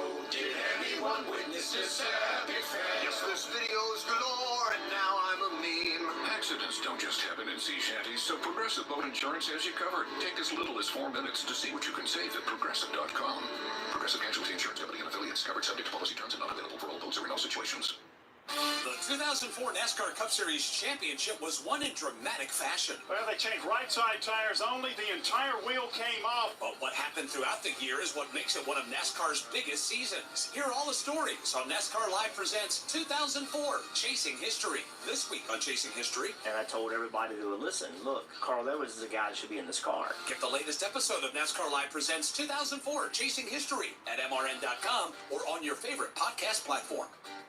3 quarters down, 1 quarter remains. That means 300 laps have been completed. We have 100 to go until we see the black and white checkered flag. Truex, Larson, Hamlin, Logano, and Wallace top 5. And oh, by the way, 1-2 running nose to tail. Martin over Kyle. We'll get you back to the track in a moment from Richmond Raceway. This is the Motor Racing Network, the voice of NASCAR. NASCAR Street Race Weekend, presented by Xfinity, is coming back to Chicago. A 4th of July weekend festival with the Black Keys and the Chainsmokers on Saturday, and Lauren Elena and Keith Urban on Sunday. Plus, NASCAR's brightest stars lighting up the streets. NASCAR is racing in the streets of Chicago.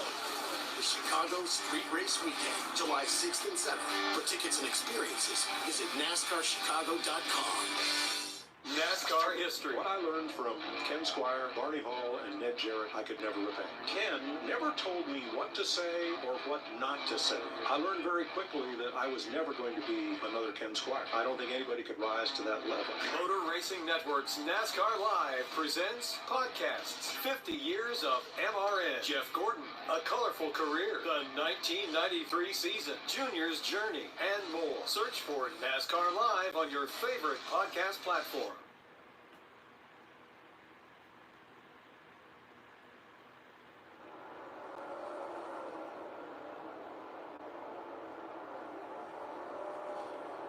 What is it going to take to win here tonight? Can Truex hold off Larson, dominate the event, and go on to victory lane? Does Larson have anything left in the tank? What about Denny Hamlin and Joey Logano? Bubba Wallace has had a solid run tonight. William Byron finally climbing the leaderboard up to 6th. Brad Keselowski and Chris Buescher, the teammates, have been running in the top 10 all night long. And Chase Elliott and Josh Berry, 9-10. They've had good cars. Let's find out what it takes to go to victory lane, presented by Progressive Insurance. Insurance for motorcycles, boats, and RVs for protection on the road and on the water. See how much you can save at 1-800-PROGRESSIVE and Progressive.com. The keys to winning tonight, presented by Progressive Insurance. We had them from two current drivers on the racetrack. Denny Hamlin, currently running in position number 3, said, you have to have a good pit crew. You have to have a good race car. You got to have a good strategy from your crew chief. That's one of the biggest things you do. He said this is one of those tracks you have to have the complete team package to have success. The other key came from the driver running in position number 7 currently. That's Brad Keselowski. He said you have to have good control on the race car. You have to know when to push and when to save your tires and be patient out there. And that has been something we've been watching for the first 308 laps. And Mike Bagley, I believe we have saved the very best for last. We're down to 91 laps to go. The top 4 are running right together, nose to tail, on the track. It's Truex, Larson, Hamlin, and Joey Logano. And lap traffic double wide directly ahead. Truex will be the first to arrive on the scene to deal with the flat traffic.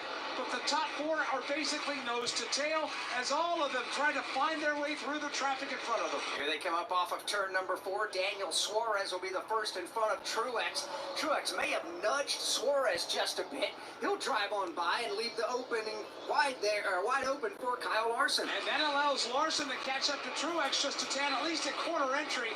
But Larson gets held up around the lap traffic for just a moment. That'll allow Truex to pull away by a total of 2 car lengths. 89 to go, 18 on the lead lap. The last one on the lead lap is Chase Briscoe. They come flashing by the line. Truex, Larson, Hamlin, Joey Logano. They're all huddled up at the bottom of the racetrack. Again, they're putting more lap traffic behind them. Talking about Daniel Suarez going a lap in arrears. Denny Hamlin will make the pass. Now, Logano will slide to the inside of Suarez in 3. And all 4 of those drivers will ride again in each other's tire tracks off turn number 4. Next driver sitting right in front of them. And they still have another 7 or 8 car lengths before they catch them on the backstretch. And that will be Chase Briscoe. He runs the bottom lane coming out of 2 and onto the back straightaway. Martin Truex Jr. now angles up behind him, but not about to put in a lap down. Still got some real estate to make up to do it. Let's remind everybody, Alex, who is a lap down. There's some big name drivers that have had a rough night here tonight. Most notably, Ryan Blaney. But Alex, he's not alone. Those drivers running at least a lap down. Yeah, Daniel Suarez is a lap down. Kyle Busch has had a difficult race here at Richmond tonight. He's been inside the top 20 for the better part of the evening, but he's not had a good handling race car. He's currently a lap down. He's back there with his RCR teammate, Austin Dillon, Carson Hocevar, Michael McDowell, Todd Gilliland, Ryan Blaney, Cindric, Priest. Yeah, the bottom line is some have a good handle on the track, Jeff, and some don't. So let's give you a look at those 18 that currently run on the lead lap. Truex, Larson, Hamlin, Logano, you know that. They go 1 through 4 and nose to tail. Bubba Wallace right now 5th and by himself. William Byron 6th. Brad Keselowski and Chris Buescher running 7 and 8 and right together on the racetrack. Chase Elliott and Josh Berry running right together. They go 9-10. Running in 11th is Tyler Reddick. 12th is Ty Gibbs. Noah Gregson is 13th. 14th is Eric Jones, and 15th is Ross Chastain. 16th is Christopher Bell after having to do a pass-through penalty for the speeding that he did on his green flag pit stop. He's still on the lead lap at 16th. Alex Bowman, 17th. Last car being shown on the lead lap, and that may not last very long, is Chase Briscoe. Rocketing down the back straightaway goes Martin Truex Jr. 2 car lengths back. Kyle Larson 1 back. Denny Hamlin 1 more back to Joey Logano. It's a Toyota, a Chevy, a Toyota, and a Ford. Truex, Larson, Hamlin, Logano. They're in turn 2. Here they come now onto the back straightaway, watching everybody just trying to sort themselves out in front of these race leaders. They are 3 wide with Zane Smith, Ryan Preece, Ricky Stenhouse Jr. Leaders starting to bear down on them. Yeah, they are, as they're going to have to figure out which lane they're going to need to advance to get away from the competition. They're trying to run smooth lines to save the tires. Mike, they may not.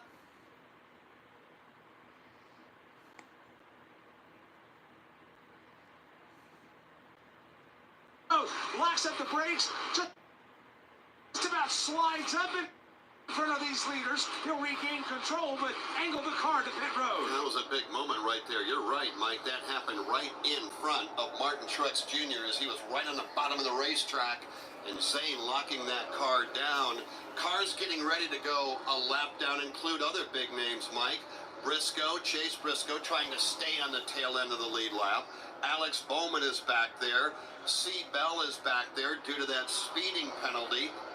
You've also got Ross Chastain. Now, Ross is fine at the moment, but those are the cars, Mike, running at the tail end of the lead lap. Yeah, they've got some ground that they can play with while Truex and company Chase Briscoe trying to find his spot in front of the race leader. Well, he's had it for a while. He's been able to hang on to it, but fucking not Sunday. as much room to call his own because Briscoe only has about a car length and a half. About 18 more laps to go. About 18 more laps to go. And then after that, they got enough fuel and tires to make it to the end. That'll be something, again, who's going to be the first, if we stay under the green flag, to come off the racetrack. Brad Keselowski has been the one to do it the last couple of times with his crew chief, Matt McCall. And this is gambling time, Steve Post, for these crew chiefs down here. And crew chiefs love these types of races because they get to affect the way this one goes. Oh, yeah, they absolutely do. They are all geeked up all week long. They've been looking at numbers and stats and grids and graphs. And then we get to the race, and they show up with a fast race car, a bad race car, and everything goes out the window. This is a crew chief's dream here right now. It is interesting that we're in this final stage, and every one of them has opted to go with the split the final stage in third. So that is interesting. So now this one is going to go more traditional. Caution comes out, of course, that'll bring everyone What'd you in. say?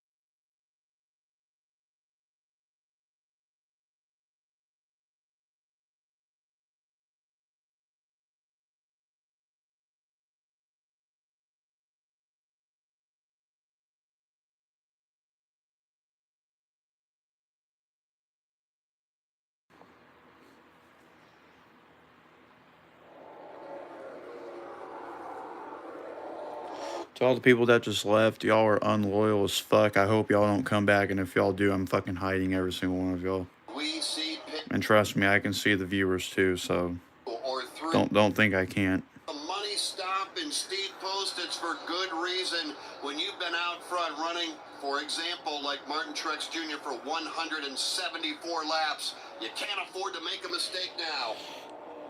No, not at all. They are making sure that they're on the wall. Chase Briscoe's already done his pit service. Chase Elliott's crew is up on the pit wall. And so we're getting ready for pit stops. In fact, Jason, looks like you got at least one in front of you. Got two of the RFK Racing team, Brett Keselowski, Chris Buescher, 4 tires, Sunoco Fuel. They're usually been the first ones to make the stop, although Tyler Reddick was the first to start peeling off of the lead lane drivers back at lap 332. As the leader comes his way down the pit lane right now, it's Martin Truex Jr. Gets it down to 40 miles per hour. That is 9 red. That is on the tack there. They can see no speedometer, so they have to go off the RPM deal. So now they come in with Martin Truex Jr. Pull the tear off the windshield. No adjustments again on this Toyota Camry. Second can of Sunoco Fuel was in. They're good to go the rest of the way on that. Goodyear Racing Eagles are on. As leaders are making away in front of Steve Post. Kyle Larson brings his Chevy Camaro in. Red, white, and blue. Henrik Carter's car. Let's see how the stop is. They're around to the left side of that automobile. Here comes Martin Truex Jr. down pit road. Larson grabs a gear. They're racing up from pit road. And it looks like Truex might have Larson might have got out just ahead of Martin Truex Jr. as they raced their way. There goes Josh Berry. Denny Hamlin was in for pit service. Alex Bowman getting pit service. Ross Chastain and more in front of you, Jason. Ty Gibbs just completed his work down the way.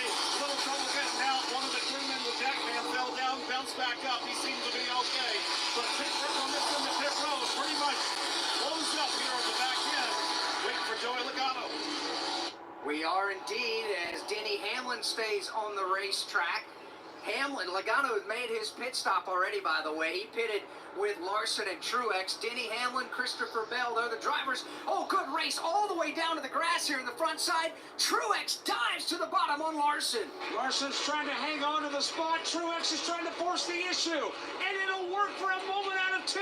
Here's Larson back to the outside, but he's got to yield. Truex will grab the lead in a bold move off the end of the front straightaway. This battle right now, not yet for the lead, but it may be for the win overall, and the advantage is going to go to Martin Truex Jr. He was not going to be denied. He came off of pit road behind Kyle Larson and then out-raced him off of turn 2, down the back straightaway, and Alex Hayden Truex is driving like this is his race to lose, but yet you've got different strategies with Denny Hamlin and Christopher Bell. Hamlin now right in front of Larson, and or rather of Truex, and Mike Truex about to make short work of it. Here he comes out of 2. Truex opens up the inside line, flashes by, completes the pass before they even reach the end of the backstretch. Currently only 2 cars on the lead lap because Bell and Hamlin have yet to come to pit road. Hamlin race leader, Bell goes second, then goes Truex, then Larson, then Logano, Bubba Wallace. Now that Mike will all cycle around when Denny Hamlin and Christopher Bell elect to come to pit road. We stay under the green flag, continuing to race. 58 laps to go. Denny Hamlin up front. He's got a 12-second lead on Christopher Bell and then a 22-second lead on Martin Truex Jr., Kyle Larson. Now Joey Logano up next to try to unlap himself from race leader Denny Hamlin. Strategy playing out. I'm a little surprised Hamlin and his team are staying on the track. Let's see what the postman knows. Steve is covering both Denny and Christopher Bell. They stay on the racetrack for now, Steve. Any sign as to when they'll give it up and come to pit road? No, not at all. Actually see some movement in Christopher Bell's pit, but the signboard is not out. I know Denny Hamlin has been very happy with his long run speed, and so while he's certainly not compatible for those drivers with the new tires on, he's been really comfortable with long run speed, and Chris Gabehart making the call to leave him out. A few more laps here, and we'll see how they fare. Nobody on the pit wall. As a matter of fact, now Denny Hamlin has just made the left-hand turn. Here he comes. He has the Mavis colors on his car. Chris Gabehart called him in here. As he comes in, there'll be 4 tires to Sunoco Racing Fuel. Hamlin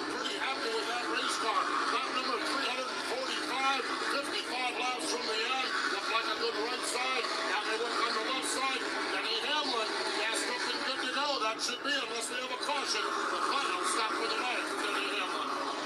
Now we'll see how Denny Hamlin shakes out as he exits the pit lane. Careful not to speed there. Christopher Bell is second. Now Bell goes to the race lead as he has not come to pit road as of yet. He's on a completely different cycle as Bell after having the pit road speeding penalty. So we'll see what Christopher Bell elects to do here. They're going to have to try something totally different, Jeff, now with 54 laps to go. Well, trying something different means he's going to just wait a lap or 2 or 5 longer than everybody else, and now he does come to pit road. He'll do that on lap 346, so that will turn the lead over to Martin Truex Jr., followed by Larson and Logano. Seabell is on pit road in front of the postman. Boy, that last pit stop was an awful good one, and then unfortunately for Christopher Bell, he got caught speeding off of pit road. The safety script and bust out another one. The right side work is not doing that much good on the right side. Left side is done now. The left side is being done. Fuel is in the car. Another good pit stop. They've warned Christopher. Make sure you do not get caught speeding off from pit road. His pit service is done here on lap number 348. That means there's 52 laps to go as Christopher Bell blends back up on the racetrack. Martin Truex Jr. back now at the front of the field. Kyle Larson is 1 full second behind him in position number 2. Then it's Joey Logano third. Bubba Wallace is fourth, and William Byron rounds out the top 5. Rest of the top 10, Brad Keselowski with a very quiet, very good run here tonight. Brad 6th, Chase Elliott is 7th, Chris Buescher is 8th.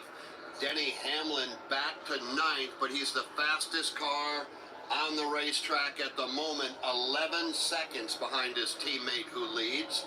And Tyler Reddick is 10th. Only a handful of cars remain on the lead lap after that. 11th, Josh Berry, Ty Gibbs on the lead lap, 12th. Noah Gragson, 13th, Eric Jones, Ross Chastain, 15 cars on the lead lap. Seabell, 1 lap down in 16th, trying to get his lap back. I tell you, Martin Truex Jr., he really just showed me what he's got for strength. I mean, we saw him, or we saw Kyle Larson pull out of the pit side by side, bumper to bumper as they left, and now you see Truex just drove away from him. Over a second lead right now. That's about a 15 or 20 car length lead. So if I sit back right now and give a quick snapshot of who's looking really, really strong with no pit stops getting ready to happen unless we have a caution flag or something. But I'll tell you, Truex looks like the guy to beat right now. He's got such a decent lead, and Larson, I thought maybe he could run with it, but not in this last run. When you take a look at his body of work so far in 2024, Alex, we know it's been good. It just hasn't been great. The only thing missing is the win. Runner-up at Bristol, a couple of 7th place runs, one at Vegas, one at Phoenix. He was 10th a week ago. How big, knowing that the last win came at New Hampshire back in July, would this be for this team? It's hard to put that into words and a perspective. It's huge. And to add to that, he had not won a stage this year either. Even though he was the championship series point leader, he got his first stage win of the year here in this race in stage number 2.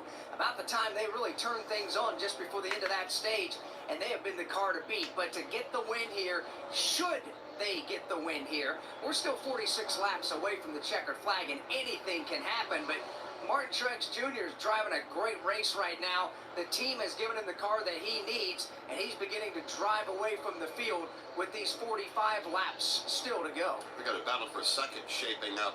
Kyle Larson has been run down. He's losing touch with the race leader.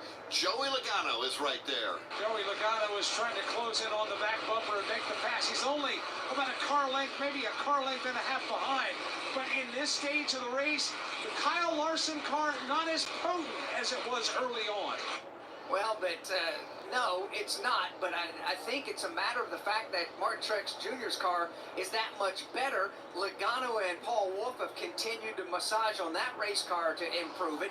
Rusty, I know you were looking at Christopher Bell after he made that late pit stop just a moment ago. Yeah, he made that late pit stop and just got around Martin Truex Jr. to get himself back on the lead lap.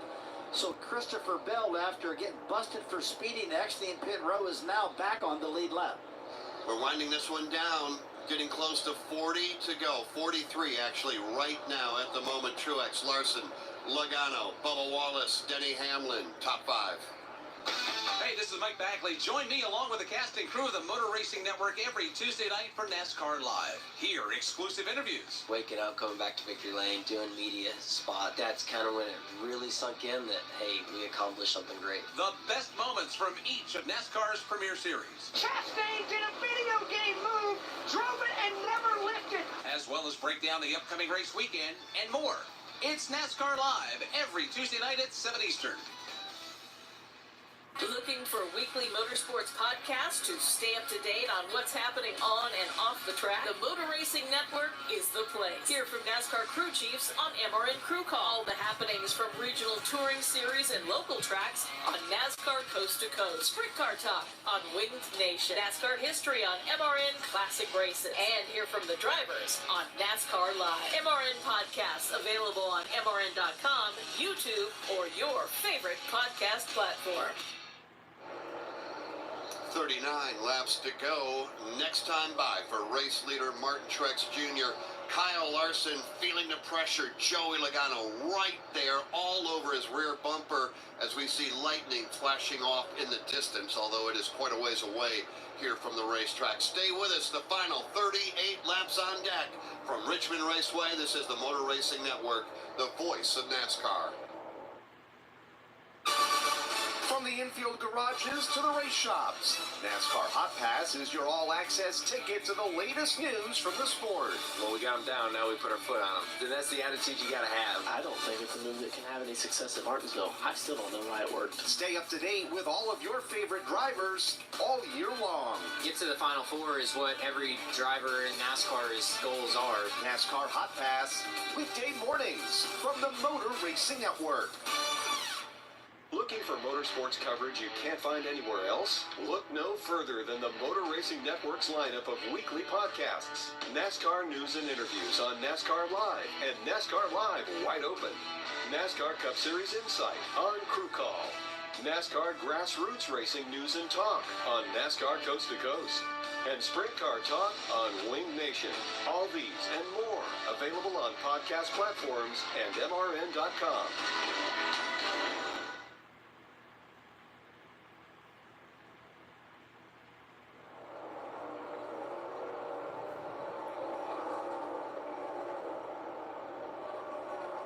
The final 35 laps tonight of the Toyota Owners 400 Richmond Raceway, live on the Motor Racing Network. Glad that you have spent your Sunday night with us. We're racing under the lights. It's been a good race. It's been dominated. Needless to say, 194 laps have been led by the man out front, Martin Truex Jr., trying to go to victory lane, trying to close it out. Easier said than done. Alex Hayden, a caution flag for any reason would turn this race potentially upside down. Well, yeah, and it's not just that. These are cars. Even though they're prepared meticulously by some of the best mechanics and car builders on the planet, they're still machines, and little tiny things can go wrong unexpectedly. So that is something that every race car driver always thinks about, Rusty, when you get down to this stage in the race after dominating an event. Oh, man, those mistakes. You know, we were doing the keys to racer earlier, and one thing I didn't hear the guys say is mistakes. Man, this late in the race, you make a mistake and ruin your day. What a horrible deal that is, you know. I'm glad those guys made it through all the pit stops pretty good without an issue, because I was waiting for a loose lug nut, speeding on pit road, something like that. Christopher Bell did do that, but he's recovered now. But, yeah, you get this late in the race, especially from Martin Truex, you start hearing every leak and squeak. Not call it a leak. You hear every squeak and noise the car can possibly make, and you're thinking, it's blowing up. Something's going wrong. Really, when there's nothing going wrong, you're just overthinking it. Well, there's nothing been wrong at all with Martin Truex Jr. here tonight. But, Mike Bagley, there is a new driver giving chase that just came recently to second. And that driver is Joey Logano. He has found his way around Kyle Larson. Logano has taken second. Not only has he taken the second spot, but he has left Kyle Larson by about a dozen car lengths, as Kyle Larson just trying to get to the checkered flag here with a finish inside of the top five. Larson is about 0.3 of a second a lap slower than second place Joey Logano. Logano in turn is actually running quicker lap times than Martin Truex Jr. but that is something you got to put into perspective. Yes, it's quicker than Truex, but only by about 3/100ths of a second. But the fastest man on the racetrack, lap after lap, is up to 4th, and that is Denny Hamlin. Now, Denny has climbed the leaderboard. He is 5 seconds behind his teammate and race leader. But Denny Hamlin right now is running about 0.3 of a second quicker than the leader. He's got 4th, Mike Bagley, but he is looking for 3rd off turn number 2. Question is, how much time does Denny Hamlin have left, and is the car poised to give him the results in the waning laps? He's got to get by Larson. He's there. Here's Hamlin looking to the inside of Larson in 4. Larson has no fight in that car for Denny Hamlin at this point in the race. Hamlin drives right on by, puts a car length between himself and the front bumper of the Kyle Larson car. Kyle Larson dropping anchor here in the late going tonight at Richmond. Denny Hamlin has wrestled his way to the bottom of the racetrack. He is past Kyle Larson, as Larson now will lose about maybe 3, now 4 car lengths to Hamlin after that exchange. With 27 to go, it continues to be Truex over Logano by 3 seconds, but a fast closing Denny Hamlin now is up to 3rd. Kyle Larson goes 4th in front of Bubba Wallace. Good night for Bubba tonight. He's been in and around 5th all night long.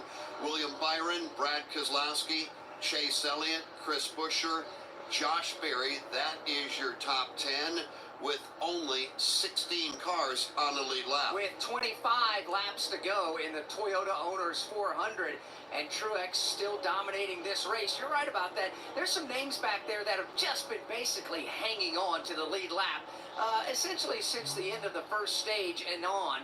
And you look at guys like Noah Gragson, who's been a contender in the top 15 all night long. Ty Gibbs had a speeding penalty he has not been able to recover from tonight. Tyler Reddick has basically been hovering around 12th to 15th. Ross Chastain was dead last in practice yesterday. He's been on the lead lap all night long, but he's not necessarily thrilled. But he is being scored on the lead lap in the 16th spot. A pair of Hendrick Chevrolets took the field of the green flag here tonight, 377 laps to go.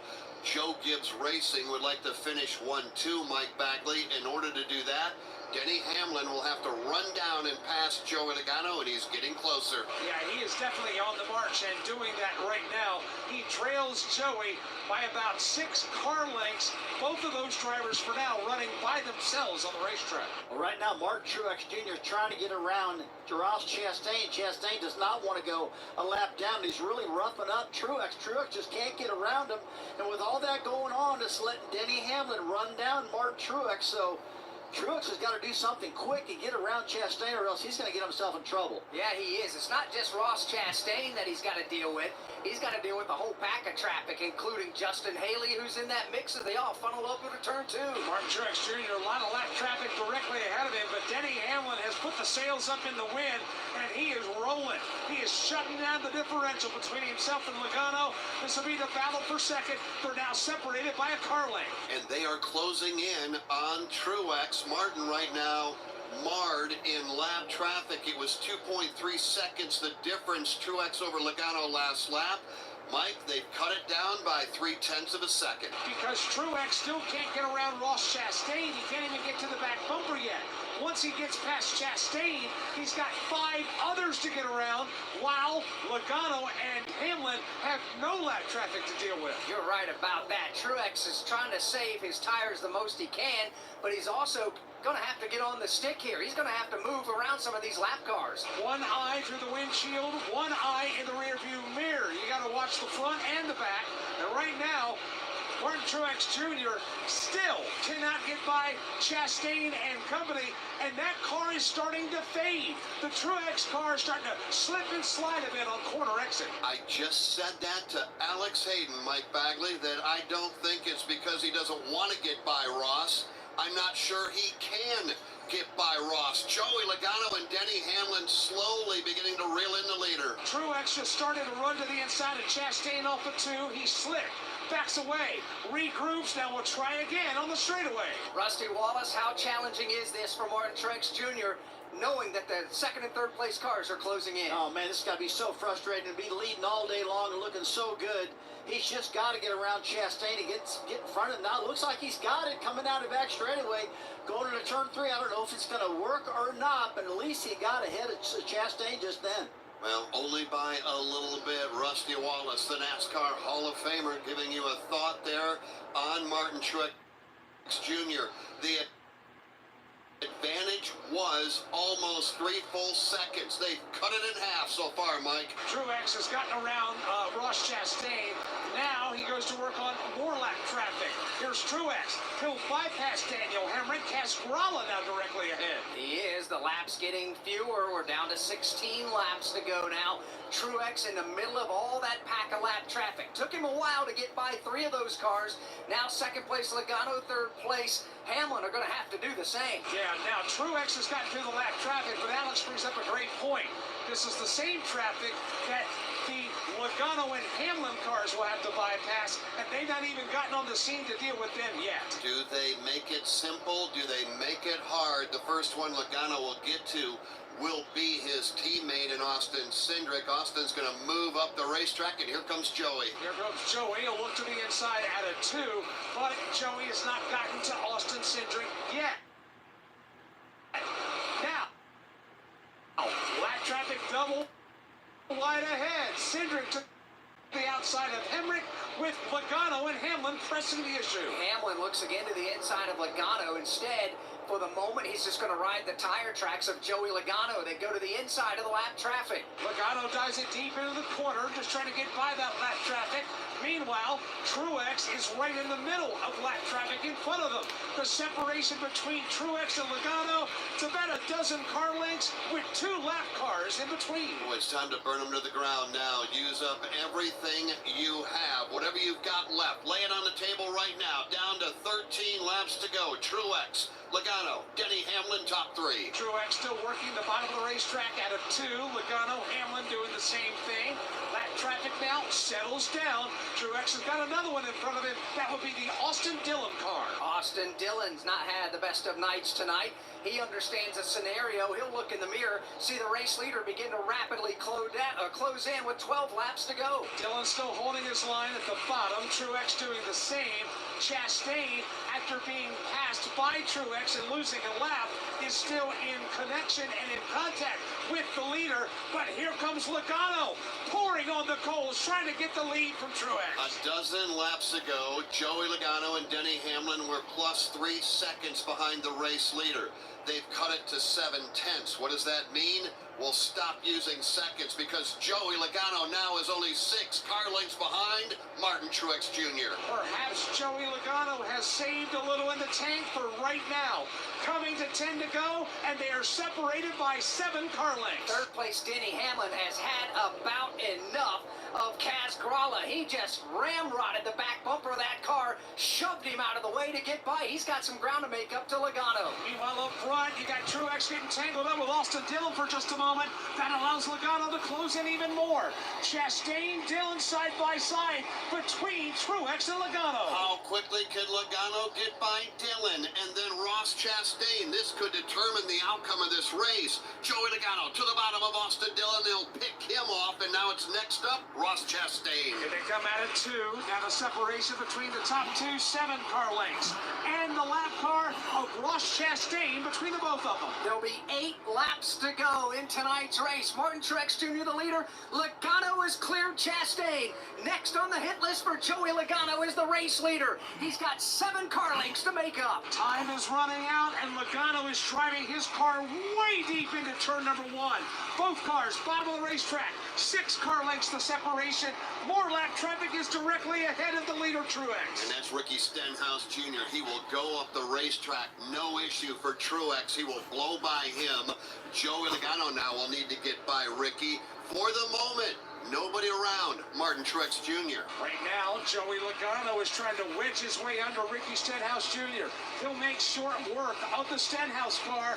Now Logano's got a clear shot of Truex with more lap traffic ahead of the leader. 6 laps to go. Put the advantage for Truex over Joey at about 5, maybe 6 car lengths. Across the line they go. The top 2, one of them in a Toyota, the other in a Ford. It's Martin and Joey Logano. Logano took a different line out of 4 that time. It'll gain him a car length. Now it's down to 5. Leaders on the back straightaway. Now Logano going to drive it in deep into 3 and angle in lower as he enters the corner. Coming off turn 4, 5 laps to go here at Richmond. More lap traffic on the horizon. One of those cars, the first to get there, will be Todd Gilliland. Now it's down to 4 car lengths. Truex, Logano, private battle for the lead. Logano either overdrove the corner or he tried to dive in the corner. Driving it straight, turn it, drive it straight off. It'll cost him a car length that time through. 4 laps to go here tonight at Richmond. The question is, can Joey Logano catch him? If he can catch him, can he pass him? Truex back in 1. 4 car lengths over Joey Logano. Joey's got 4 over Denny Hamlin. Racing for the lead and the win. Denny Hamlin on the comeback trail, trying to catch Logano for second. Truex doing a good job keeping. Alrighty, here we go. Coming out of 4. Coming to the line. The top 3 are close to each other. Here we go. 3 laps to go here at Richmond. Entering turns 1 and 2 for the 3rd final time. Truex still in the lead. Still got a little bit of lap traffic ahead of him. Will Logano have enough time to catch up? Going in turns 3 and 4. Logano trying to close in on Truex as much as possible.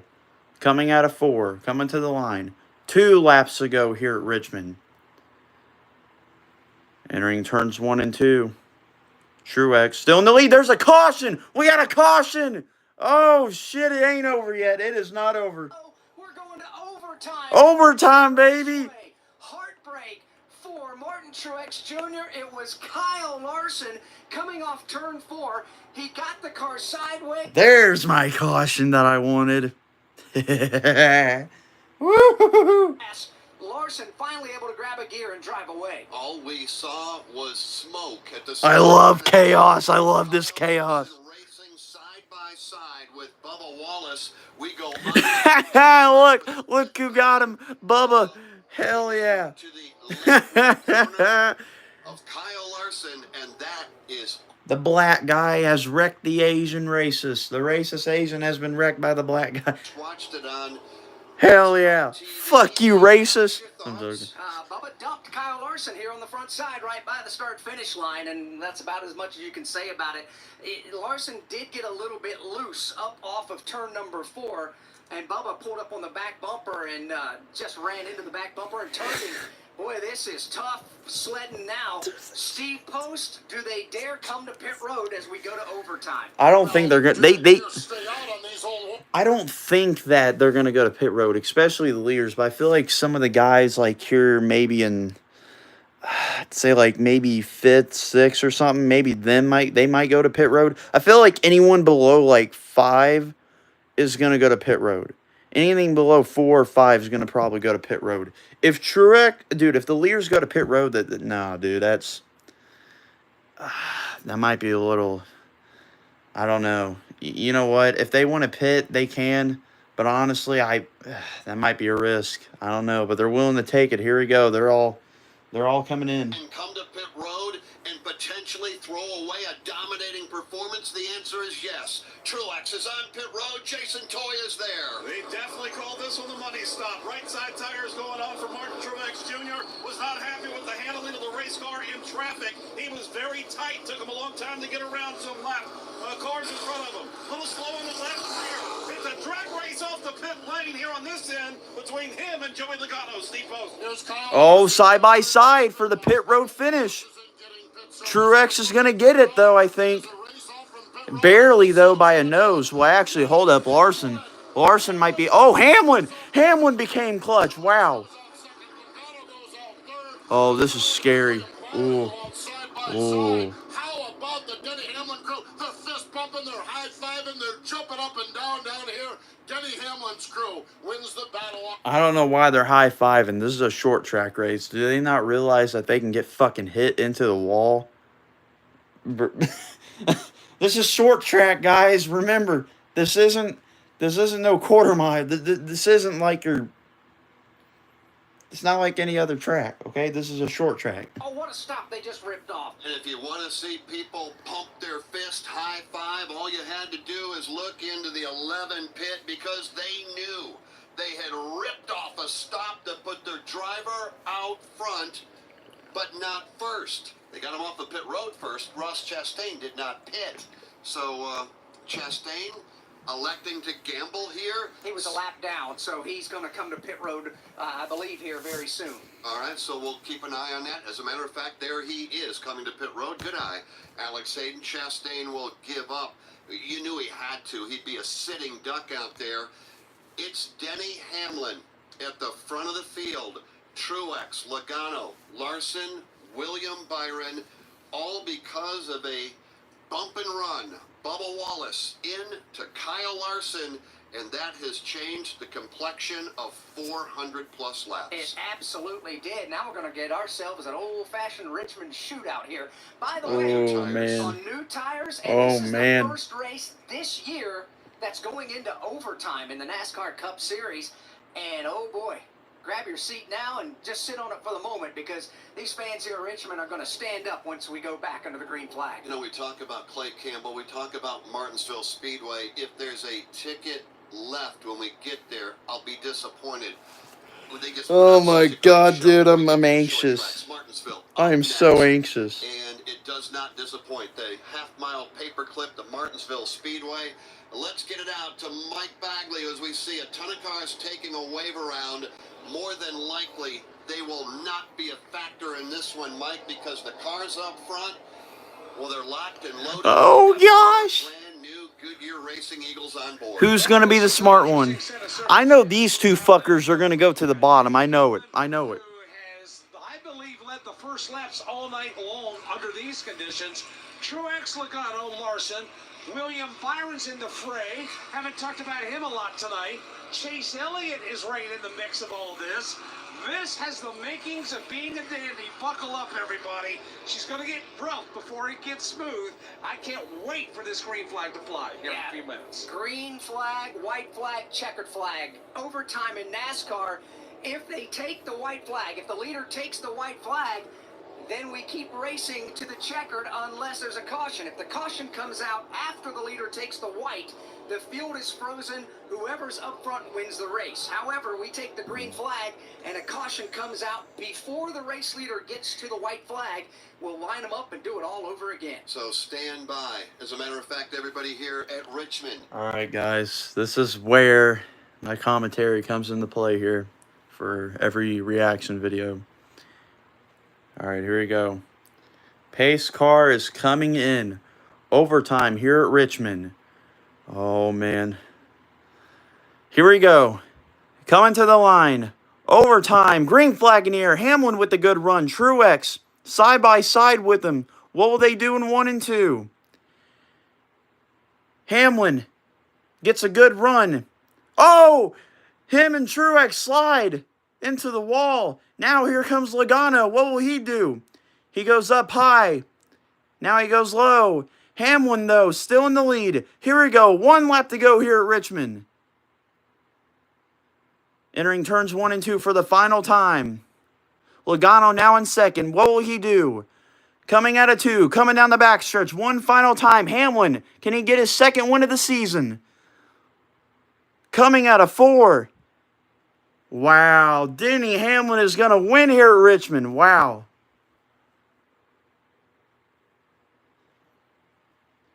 And again, Hamlin just beat your favorite driver. Oh, God.